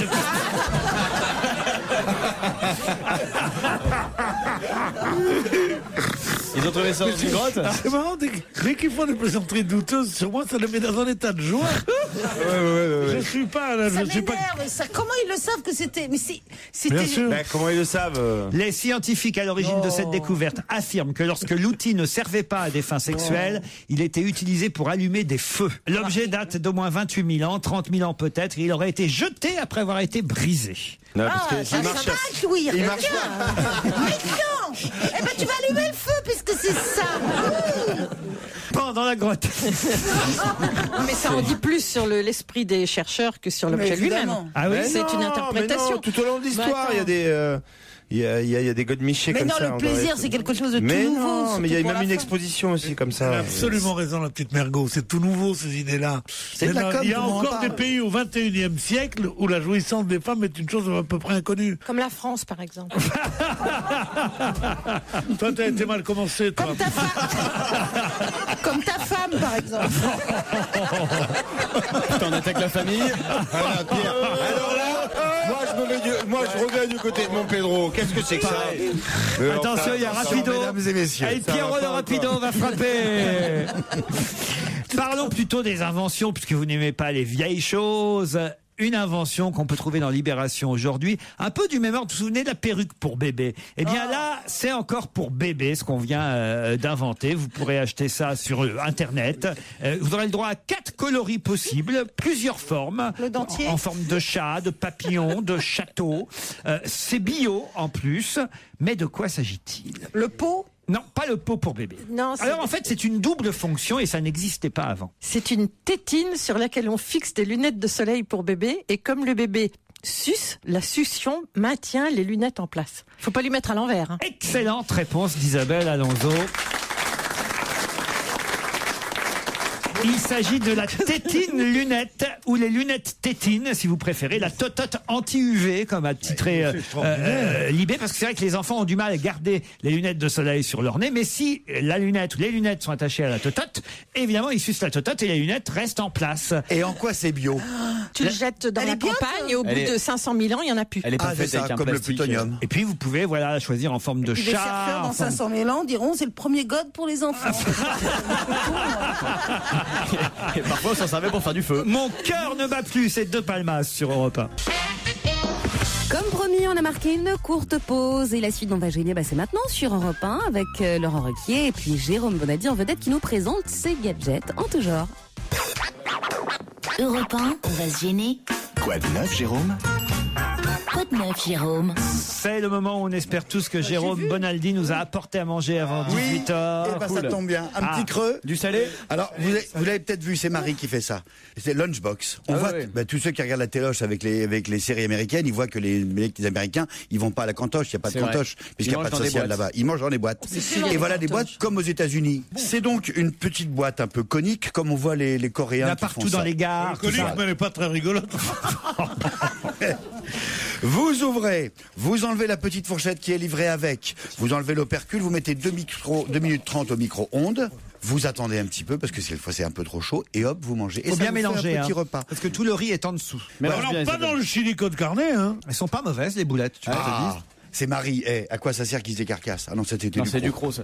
Pendant que vous avez la bouche pleine, je voudrais montrer un nouveau yaourt. Oh, encore un yaourt. Non, c'est pas un yaourt au lait de vache. C'est un yaourt au lait de chèvre. Ça, c'est très bon. C'est vachement bon. C'est très, très On bon. en fait très peu jusqu'ici. Or, ça tombe bien. Il y a de plus en plus de fromage de chèvre, donc de chèvre, de plus en plus de lait chèvre, et donc de plus en plus de possibilités de faire des choses différentes avec le lait de chèvre. Ça, voilà oui, un ça, fromage c'est bon. frais. Et voici un yaourt au lait de chèvre. Alors celui-là, il est à la fraise. Ça vous plaît, le lait de chèvre, les boulettes, là, les boulettes? Mais vous avez fait quoi? Vous avez, Monsieur Bonaldi. Oui. T'as goûté Vous le avez chili? fait réchauffer ça ou on le T'as vend goûté chaud? le chili? On le fait réchauffer soi-même quand on veut. C'est 2 au minutes. micro-ondes, 2,30. 2 minutes 30 au micro-ondes. T'as goûté le chili? Mais moi, jamais je mange des trucs industriels, jamais de la vie. Faut Mais pas quelquefois, manger ça. t'es obligé, Mais quelquefois, non, tu t'es manges sur jamais le obligé, pouce. jamais. Quelquefois, T'es jamais obligé. T'achètes une pomme, tu bouffes pas de la Non, dextrose, ça y est, non. du manganèse, non, de la gomme xanthane. De l'anti-agglomérant E460. tiens. Oh, la gomme. Jamais je mange La ça. fa- Mais de temps en temps, on a besoin d'un truc de dépannage. Ça, c'est quand même assez pratique. Moi, je préfère ça au truc frais, moi. Les trucs frais, il y a des paysans qui ont mis leurs mains sales dedans. Le chien qui a pissé dessus. C'est une horreur. Le chien qui a pissé dessus. Les chiens qui Le ont verre pissé dedans, dessus. des parasites, des parasites. Tandis que là, ça a chauffé, réchauffé, machin. Il n'y a plus de microbes Il a là-dedans. tellement raison. Eh ben, quand tu auras un cancer, tu viendras. Mais on meurt moins de la nourriture qu'on ne mourrait dans ce 19e siècle que vous aimez tant où il n'y avait pas de trucs artificiels. Quoi d'autre? C'est des petites boules c'est gros comme les pots yaourt, vous voyez, pas plus que ça. Et ces petites boules, il y a des plantes qui poussent à l'intérieur et il y a un petit truc en plus. Tout bête, tout simple, ils ont collé un aimant. Un magnet. Un magnet. Ce sont Ça des veut dire plantes magnétiques. exactement. Pour Ça mettre veut sur dire le que frigo ça vous le mettez où vous voulez, sur une poutre ITM. Mais sur pour un- arroser, c'est pas pratique. Si, parce que non, au contraire, c'est très pratique de l'arroser, puisqu'il suffit de les faire sémenter et c'est livré avec une petite pipette. Montrez-moi Ah, très joli. votre petite pipette, Marion. Marion étant l'assistante Oui, de Marion, Jérôme je veux Bonaldi. dire, l'autre fois, il est venu, il était avec une autre assistante. Jolie, elle t'a croqué cette Marion. Viens par là. Vous le savez, Elle se fouille pas pour la cuisine en même temps. Je vais goûter Marion. Vous étiez Viens. au courant, Marion, qu'il était venu avec une autre assistante? Marion, vous voulez aller dans le micro-ondes pendant 2 minutes et vous venez après? Quel intérêt C'est vachement joli, regarde, elle l'a mis sur son micro d'un seul coup. Mais quel intérêt que ce soit aimanté? Ben, c'est tu Le mets frigo, où vous tu mettez veux. sur le frigo. Bon, j'ai autre chose. Oui. De plus en plus, les gens se servent de leur smartphone, de leur iPhone en particulier, comme d'une tablette de jeu. Ils ont des jeux dessus, on les voit dessus. Oui, Ah moi, oui, c'est moi, vrai. j'ai un Bon, Scrabble. c'est bien, mais c'est pas très pratique. Heureusement est arrivé cette petite joystick, une sorte de porte machin. C'est 2 poignées et vous enclavez votre iPhone dedans et d'un seul coup, ça devient comme une manette de jeu. Ah, pas mal. Et même pour faire tes SMS, comme tu le tiens dans la paume des mains, Par contre, pour le mettre dans la poche, c'est moins tu as les pratique. 2 pouces qui Ouais, sont libres. l'avantage, c'était que c'est petit, maintenant c'est devenu gros. Non, mais l'avantage, c'est que quand c'est Ah oui, chez ça fait toi, souvent ça, t'as remarqué quand tu es chez toi, tu peux t'en servir et jouer plus facilement. La deuxième avantage, c'est ça s'enlève facilement. T'as vu, ça se déclipse comme ça. Même C'est quand pas tu mal. fais, Non, c'est quand pas tu mal. veux quand tu veux lire tes messages, tu le mets comme ça fait comme un porte Une manette pour iPhone. Voilà, C'est comme bien. un porte iPhone. Ça coûte 19,90 €. Ce qui est pas- ce qui est pas- Quand même. Et c'est hein. la marque Energy Product. C'est pas la bourse à Rothschild. Je quoi. vous avais présenté des clés USB. Vous savez, les petites mémoires. Voilà, les clés dans tous les genres. On a inventé des tas de trucs. des T'as rien à clés voir. en Voilà. une. Dernière clé USB, c'est en forme de bijou, comme ça tu le portes, c'est un gros bijou, mais hop, t'as toujours ta clé USB, ta mémoire, ça Tu peut veux voir aller les bijoux jusqu'à. Ouais, enfin bon, ça c'est un mauvais. Aïe, j'ai cassé, zut. Enfin voilà, t'as la clé USB. Bon, et voici maintenant, moi j'avais jamais vu jusqu'ici. Et peut-être qu'on va avoir C'est plein de pour courriers. Isabelle, elle le veut. C'est une clé USB en forme de clé. C'est con comme la lune. Oh, c'est bien. On dirait une vraie clé. On n'a pas deux? J'en ai qu'une. Oh, donne-la, Et je l'ai- Isabelle. Bah donne-y, moi je vais prendre Oh celle-là non, ça alors. fait rien. Bon alors, la clé USB en forme de clé, je trouve ça malin, tu la mets avec ton porte-clés, voilà, et c'est tout bête. Ah, Jamais ça, c'est personne pas n'y mal, avait hein, pensé avant. Je te donne celle-là. Oh là là, on me signale que ça y est, l'invité d'honneur nous entend. Oh, l'invité donne. C'est un boxon sur cette Celui-là, table. je vais le trouver Et puis comme ça hier, pue, j'ai hein. trouvé Jean-François Kahn. Ah oui, vous avez mis du temps. D'accord, mais c'est moi qui l'ai trouvé. Alors la légende selon laquelle je ne trouve jamais rien, vous la mettez au fond de la poche, vous mettez votre mouchoir dessus. Cette légende s'est éteinte, effectivement, Pierre. Hier, vous avez deviné que c'était Jean-François Kahn qui se Ah, je le vois ce cachait week-end. dans la loge d'honneur, qui est là ce soir avec nous jusqu'à 18h30. Vous le saurez dans quelques minutes après les titres de 18h.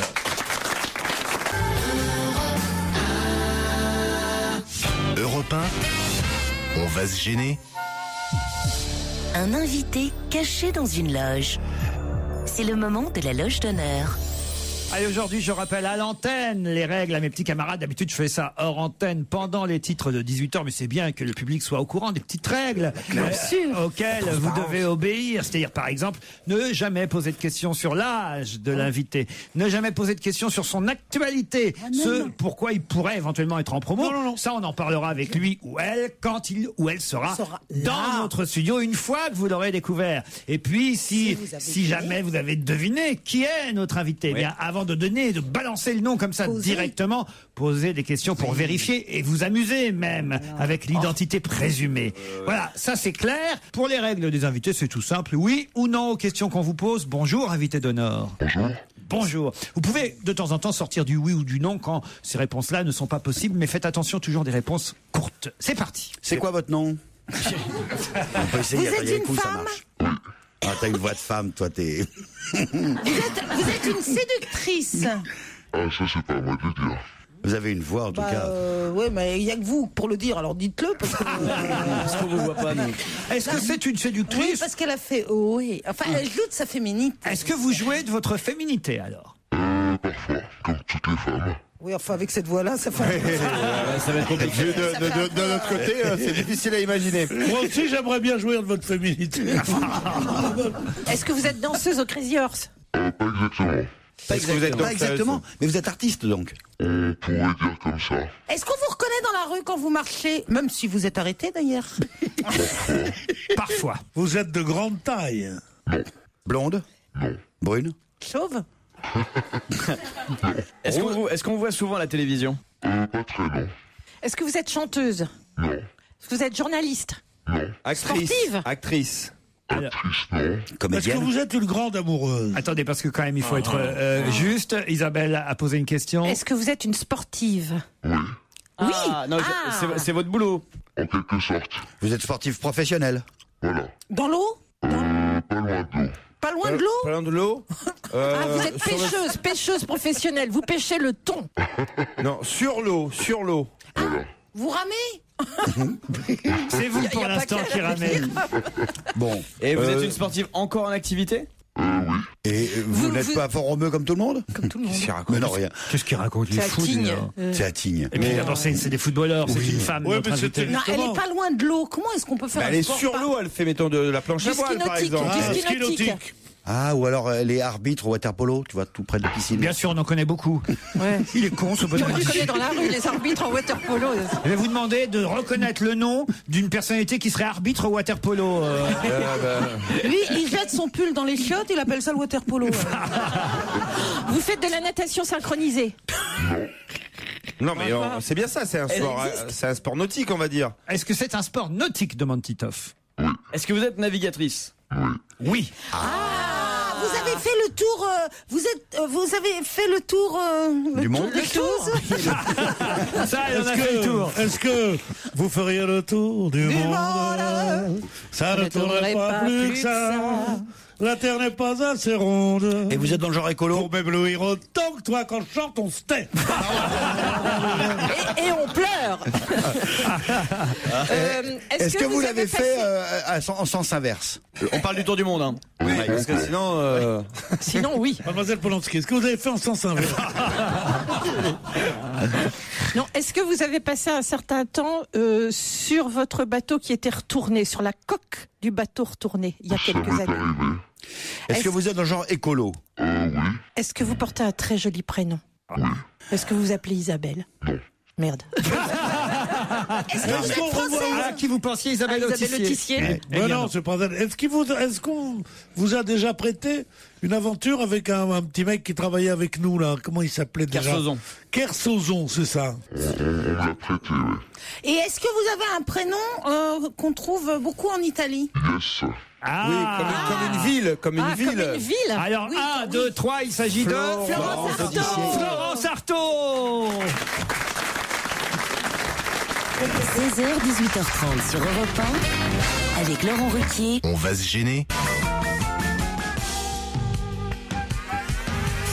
Allez, on retourne du côté du studio Berlin pour la suite d'On va gêner. C'est jusqu'à 18h30 sur Europe 1. On retrouve Laurent Ruquier avec son équipe du jour qui a trouvé l'invité d'honneur. Il s'agit de Florence Artaud.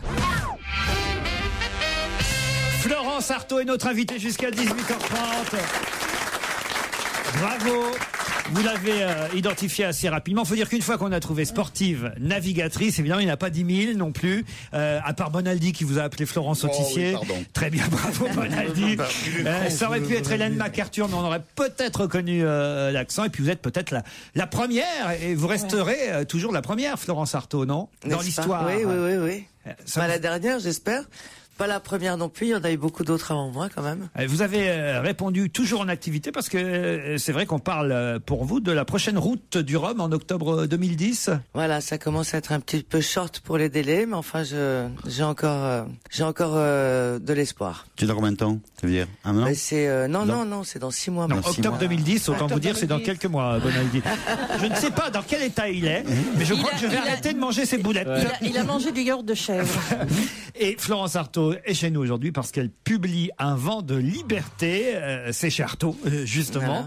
Voilà. Pas très original. Et oui, mais tout le monde ne sait pas forcément, après tout, ou a oublié que finalement vous êtes d'une grande famille du monde de l'édition et que finalement, là, avec cet objet culturel que je tiens dans les mains, vous rejoignez les deux passions de votre famille, la navigation et l'écriture. Voilà. Merci. Après une phrase si longue et une réponse si courte. On m'avait dit d'être bref dans mes réponses. Ah oui, non, mais ça y est, là, maintenant vous êtes Non, ça y est, Attendez, je crois que j'ai deviné. C'est Florence Artaud. Un vent de liberté, c'est préfacé par Olivier de Kersauzon. Voilà. Il fait plus que ça, les préfaces en ce moment, Olivier. Il a fait la préface de Jean-Yann. La préface du livre de Jean-Yann qui vient d'être publié. Dommage qu'il soit pas parmi nous aujourd'hui cette semaine. Il revient à la fin du mois. Stupide. Oui. Soyez pas jaloux. Il est bien là où il est. Il doit être à la pêche à cette heure-là. Il est en Polynésie. Il y a pas longtemps, il était encore à Shanghai à l'exposition universelle, mais il revient nous voir. Il revient chez nous à la fin du mois, Olivier. Bon, alors j'imagine qu'il connaissait bien votre vie et votre parcours. Pourquoi vous avez eu envie de vous raconter d'un seul coup comme ça, Florence? En fait, il fallait que je fasse un petit break parce que j'ai une fille adolescente et il fallait que je reste un peu à terre pour m'en occuper. Je me suis dit que c'était le bon moment pour faire un point et pour me rappeler tous ces souvenirs formidables. Alors, sauf qu'elle ne s'intéresse pas du tout à la navigation et au bateau. Hein. Ah non, elle est dans les chevaux à fond, elle. Et ça vous embête? Comme vous, non? Un peu. Ah oui, je suis plus dans les chevaux que dans le bateau, ça c'est sûr. Mais je ne savais pas non plus que vous étiez dans les chevaux. On a découvert qu'il était dans les chevaux. Mais enfin, écoutez, c'est ma vie privée. Quand j'écrirai un livre, je raconterai pourquoi je suis dans les chevaux, Isabelle Mergo. Bien sûr. Plus dans l'écurie que dans les chevaux. C'est Jojo qui le dit. Ah bah oui, ça, il a la taille jockey, faut dire. C'est bien à faire du poney. Non, mais vous, attends, mais ça m'a accru? Ou avec une selle?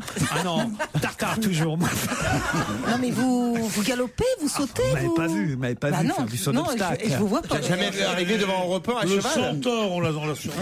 Bon, dites, c'est pas moi qui suis l'invité mystère.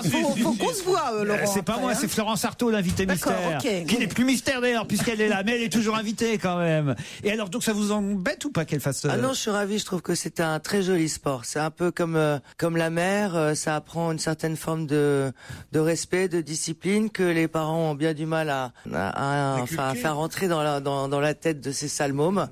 Donc ça se fait tout seul et je trouve que c'est très bien, ça demande un certain courage et c'est bien. C'est un beau sport. Mais c'est vous qui l'avez emmené vers le cheval ou est-ce que... je crois que j'ai jamais autant monté à cheval que quand j'étais enceinte. Donc en me disant elle va s'accrocher ou alors... Non. Alors, le terme de bourlingueuse, puisque c'est souvent le terme qu'on emploie à votre propos, ça vous va plutôt bien, parce que si même enceinte vous faites du cheval, vous êtes une vraie bourlingueuse. Bourlingueuse, même. Vous connaissiez Florence Artaud, Pierre Bénichou? Non. Mais si, je connais très bien Florence Artaud, je l'apprécie depuis longtemps, j'en suis amoureux en secret depuis longtemps, et en plus de ça, j'ai une anecdote avec elle formidable, vous allez savoir ce que c'est qu'une grande sportive. C'est que nous étions ensemble invités à Cuba. Est-ce que tu t'en souviens? Oui. On était là. Et on avait passé une nuit dans des endroits formidables à boire du rhum et tout. Puis on est rentré, il devait être 7h du matin à peu près. Et à ce moment-là, on a dit, oh là là, on va tous se coucher. C'était avec Claude Brasset aussi. Et elle a dit, bon, moi je peux pas parce que j'ai promis aux petits là. Et il y avait 3 petits moniteurs de catamaran, comment ça s'appelle le dériveur là, qui étaient là. Elle a dit, je leur ai promis de leur faire un peu de voile avec eux. Elle est partie, on l'a vu partir, elle est montée sur le truc, elle a fait des acrobaties avec des choses, avec les petits bateaux qui étaient là, et les 3 petits marins du chose, mais ils étaient comme ça. Je me dis, voilà une fille qui vient de passer la nuit à boire du rhum, qui est là et qui encore peut émerveillé, 3 mecs de 20 ans qui sont des professionnels. Tu t'en souviens? Ouais, très bien. C'était formidable. Elle s'en souvient, mais elle n'avait peut-être pas envie qu'on le raconte. Non, c'était une performance. Faut dire que Pierre est spécialiste de la route du Rhum, mais entre la rue Saint-Benoît et la rue Princesse. Quel voyage. Un vent de liberté, c'est l'autobiographie signée Florence Artaud, publiée chez Artaud, préfacée par Olivier de Kersauzon, dont on reparle dans un instant après la pub. Profitez bien des dernières minutes d'On va gêner sur Europe 1 avec Laurent Ruquier. Il est avec lui en ce mercredi 19 mai. À ses côtés, Isabelle Alonso, Pierre Bénichou, Jérôme Bonaldi, Jérémy Michalak, Isabelle Mergot, Titoff et l'invité d'honneur. Il s'agit de la navigatrice Florence Artaud. Un vent de liberté, c'est le titre des mémoires de Florence Artaud, très vite identifiée, Florence. Je n'ai même pas eu le temps de donner quelques indices. Alors qu'est-ce que vous auriez donné comme indice? Quelques indices musicaux. Alors, par exemple, comme premier indice. Elle avait la couleur du ciel au fond des yeux. Et des brises d'ailleurs caressaient ses cheveux. Ça vous aurait pas aidé du tout. Hein. Vous voyez, vous, pourquoi, Florence? Pardon, j'ai pas écouté. Ok, d'accord. Alors, c'est Claude Barzotti qu'on entend. Donc, quel rapport? Sauf que la chanson s'appelle Florence. Mais évidemment, à aucun moment on aurait entendu le mot Florence. J'avais chanté quand même une fois avec Bachelet. C'est vrai. Alors, évidemment, j'aurais eu aussi, mais pas tout de suite, Pierre Bachelet. D'abord, j'aurais passé cette chanson-là. Rain, yeah. Storming on the deep blue sea.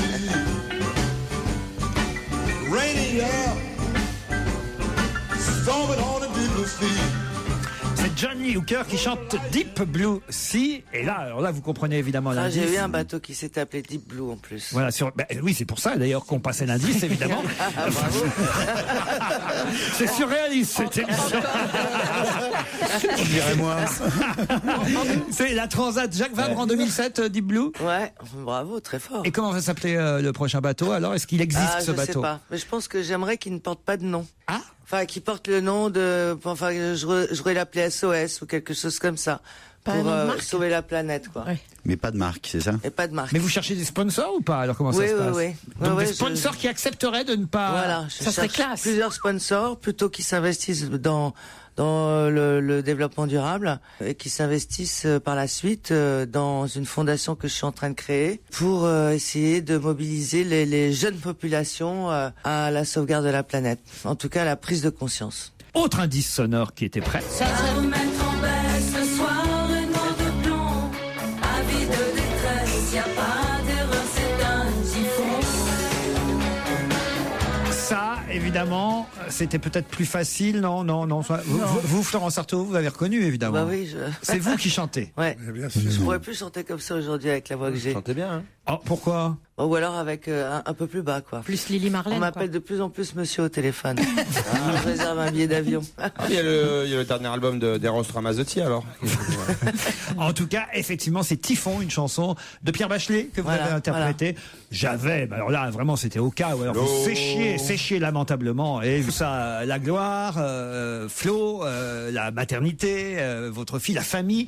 Et vous dites, j'ai essayé de ne pas trop saouler les lecteurs avec mes histoires de bateaux. C'est le problème, évidemment, quand on... C'était terrible. Moi, je disais à tout le monde, bon, le bouquin, achetez-le parce que j'ai besoin de pognon, mais le lisez pas, ça n'a aucun intérêt. C'est que des histoires de bateaux. Il faut être content, la famille Artaud qui publie. Ah oui, l'éditrice me tapait sur du pied sous la table quand je disais ça, mais bon, j'étais terrorisé à l'idée que les gens puissent lire mon livre. Mais pourquoi? Ça parle beaucoup de bateaux? Bah oui, ça quand même. C'est quand même sa vie en même temps. Ça, la trame. Et moi, je trouvais ça très chiant de parler que de bateaux tout le temps. J'ai horreur des gens qui parlent que de bateaux. Donc je trouvais que c'était très chiant comme histoire. Mais ça a plu apparemment. Oui, et puis voilà, vous parlez de choses plus intimes et on vous découvre sous d'autres aspects dans ce livre qui s'appelle donc Un vent de liberté. Encore quelques minutes avec nous jusqu'à 18h30. Vous aimez On va gêner, vous avez envie d'assister à l'enregistrement de l'émission et rencontrer Laurent Ruquier, vous avez deux possibilités, soit vous nous appelez au standard d'Europe 1, c'est le 39 21 34 centimes d'euros par minute, soit vous envoyez un mail sur le site europe1.fr. Allez, l'invité d'honneur ce soir est Florence Artaud. Je vais me tourner vers les femmes de l'émission, les deux Isabelle, Alonso et Mergo, parce qu'il semble que vous connaissiez vous aussi bien Florence Artaud, Isabelle Alonso. En fait, on s'est croisés à des salons du livre. On s'est croisés quelques fois. À Chanceau-les-Loches, entre autres, avec Gonzague Où Saint-Brie. ça Chanceau-les-Loches. Ça, c'est bien. J'avais eu un prix d'ailleurs. Vraiment aimé les livres. J'avais même eu un prix. J'étais étonné. Oui. Chanceau-les-Loches est un salon organisé par Gonzague Saint-Brie. Le fameux salon. Sous une allée d'arbres suis allé, centenaires. oui. Il le répète 50 fois pendant la journée que ça dure et c'est très amusant, très, très sympa. Mais il y est. Et ah bah oui, il y est. Ah bon. Ah bah oui, il se met au micro le matin et il parle sans arrêt. Il dit des choses dans le genre les écrivains sont comme des chênes dont les feuilles sont un truc sur les arbres, les feuilles, les écrivains, les feuilles, la sève. Ouais, voilà. Vous faites, à chaque fois. Je suis surpris que vous fassiez le salon du livre, Florence Artaud, pour aller à la rencontre de vos fans, de vos admirateurs. Bah non, il faut faire un peu de promo et puis c'est toujours sympa les salons. Très sympa. Il y avait beaucoup de monde. En fait. Parce qu'on rencontre quand même des gens intéressants. C'est mieux que les salons nautiques, quoi. Isabelle Mergo. Eh ben moi, je l'ai rencontré au resto. On a pris une cuite mémorable.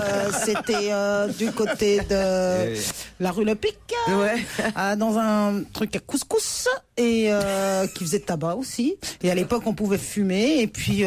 Et vous êtes fait aussi des braimes? Je sais pas, mais on a été bourré à la bourra d'ailleurs parce qu'il y avait plein de, on buvait et voilà. Après c'est confus. Vous avez fait du bateau le lendemain? Vous avez fait du bateau le lendemain? Après, Isabelle m'a téléphoné genre, tu la connais Florence Artaud? Elle est super sympa. Et vous, Titoff, est-ce que vous croisez Florence du côté de Marseille? On s'est croisés pas mal de fois. Parce que vous êtes marseillaise d'adoption aujourd'hui? Voilà, j'habite à Marseille maintenant. C'est quand même curieux. On a des amis en commun. Pour une navigatrice, pour moi, un navigateur ou une navigatrice, c'est en Bretagne qu'il vit.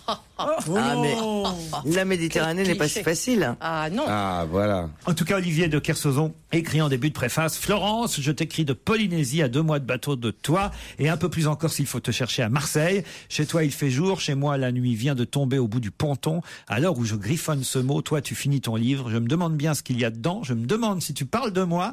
J'espère que tu allais droit et vite comme en mer et que tu n'as pas tiré trop de bord. Vous parlez d'Olivier de Kersauzon dans votre livre? Ah ouais, j'étais très flatteuse sur lui. Alors, est-ce que vous pouvez... Parce que sinon je me serais fait engueuler. Il ne faut pas avoir peur de lui. Et est-ce que vous parlez des femmes à qui vous avez ouvert la voie et qui, depuis, sont célèbres elles aussi? Je pense effectivement à Autissier, je pense à Hélène MacArthur et à d'autres. Mais en fait, avant moi, il y avait quand même pas mal de femmes qui naviguaient. Enfin, pas énormément, mais il y en avait. Vous êtes la première médiatique, on va dire. Et puis maintenant, il n'y en a toujours pas plus. Alors on me pose toujours la question, mais pourquoi est-ce qu'il n'y a pas plus de femmes qui naviguent? Non, mais aussi, tu peux pas être sur la plage avant, te faire bronzer et naviguer en même temps, c'est ça? Est-il drôle? Il est tellement amusant. C'était spécialement dédicacé pour toi. Oui, merci le Marseillais. Je trouve pas ça spécialement drôle, mais bon. Non, moi non plus. Je voulais juste pour le plaisir de t'entendre réagir. C'est qu'il y a une coïncidence extraordinaire dans ce que tu viens de raconter, ma petite Isabelle. Tu dis que vous vous êtes connus dans un tabac où on mangeait du couscous rue Le Pic. Sais-tu que cet endroit a été tenu par une femme qui vient d'épouser un des plus grands navigateurs français et qui vient d'écrire un livre qui est un best-seller. Oui, il est pas mal son livre. Géraldine Danon. Géraldine Danon. Et c'est elle qui tenait ce bistrot où vous êtes connus. Ouais, sauf que avoue que ça vaut quand même. Sauf qu'elle tient le restaurant, mais avant c'était un bistrot de couscous qui était tenu non pas par Géraldine Danon et Titouan Lamazou, mais avant ça s'appelait la Divette du Moulin et c'était c'est pas du tout le même restaurant dont vous parlez, Pierre. Enfin, c'est le même lieu, mais c'est pas le même restaurant, vous voyez. Si, c'est la Divette. C'est la Divette. C'était la Divette. Non, ça n'a rien à voir, Pierre. Ça n'a rien à voir. Et c'est de Florence Artaud, les journalistes ont dit, elle a des couilles parce qu'elle avait réussi à... C'était la une de l'équipe. Florence, c'était un vrai mec. Ah oui. Elle avait fait un truc bien, c'était un vrai mec. Ça doit te plaire, ça, mon Titoff. Ouais. Pas du tout. Je suis un grand féministe. Et alors, vous, qu'est-ce que vous en pensez alors? De la Divette. Des couilles. C'est bon. La Divette. La Divette ou des couilles? Mais non, de l'interdiction des voiles pour les femmes. Ah vas-y, la prochaine roue du Rhum, je veux bien la faire nue sous la burqa, s'il me file du pognon. On va remercier Florence Artaud qui est venue pour son Vent de liberté, publié chez Artaud, préfacé par Olivier de Kersauzon. C'est son autobiographie. Achetez-le. Et elle restera. Il est sorti en poche. Et il est sorti en poche et elle restera de toute façon la fiancée de l'Atlantique. Merci Florence Artaud. Merci. Et merci à vous Laurent, il faut vous le dire aussi. Rendez-vous demain 16h sur Europe 1 pour une nouvelle émission d'On va se gêner.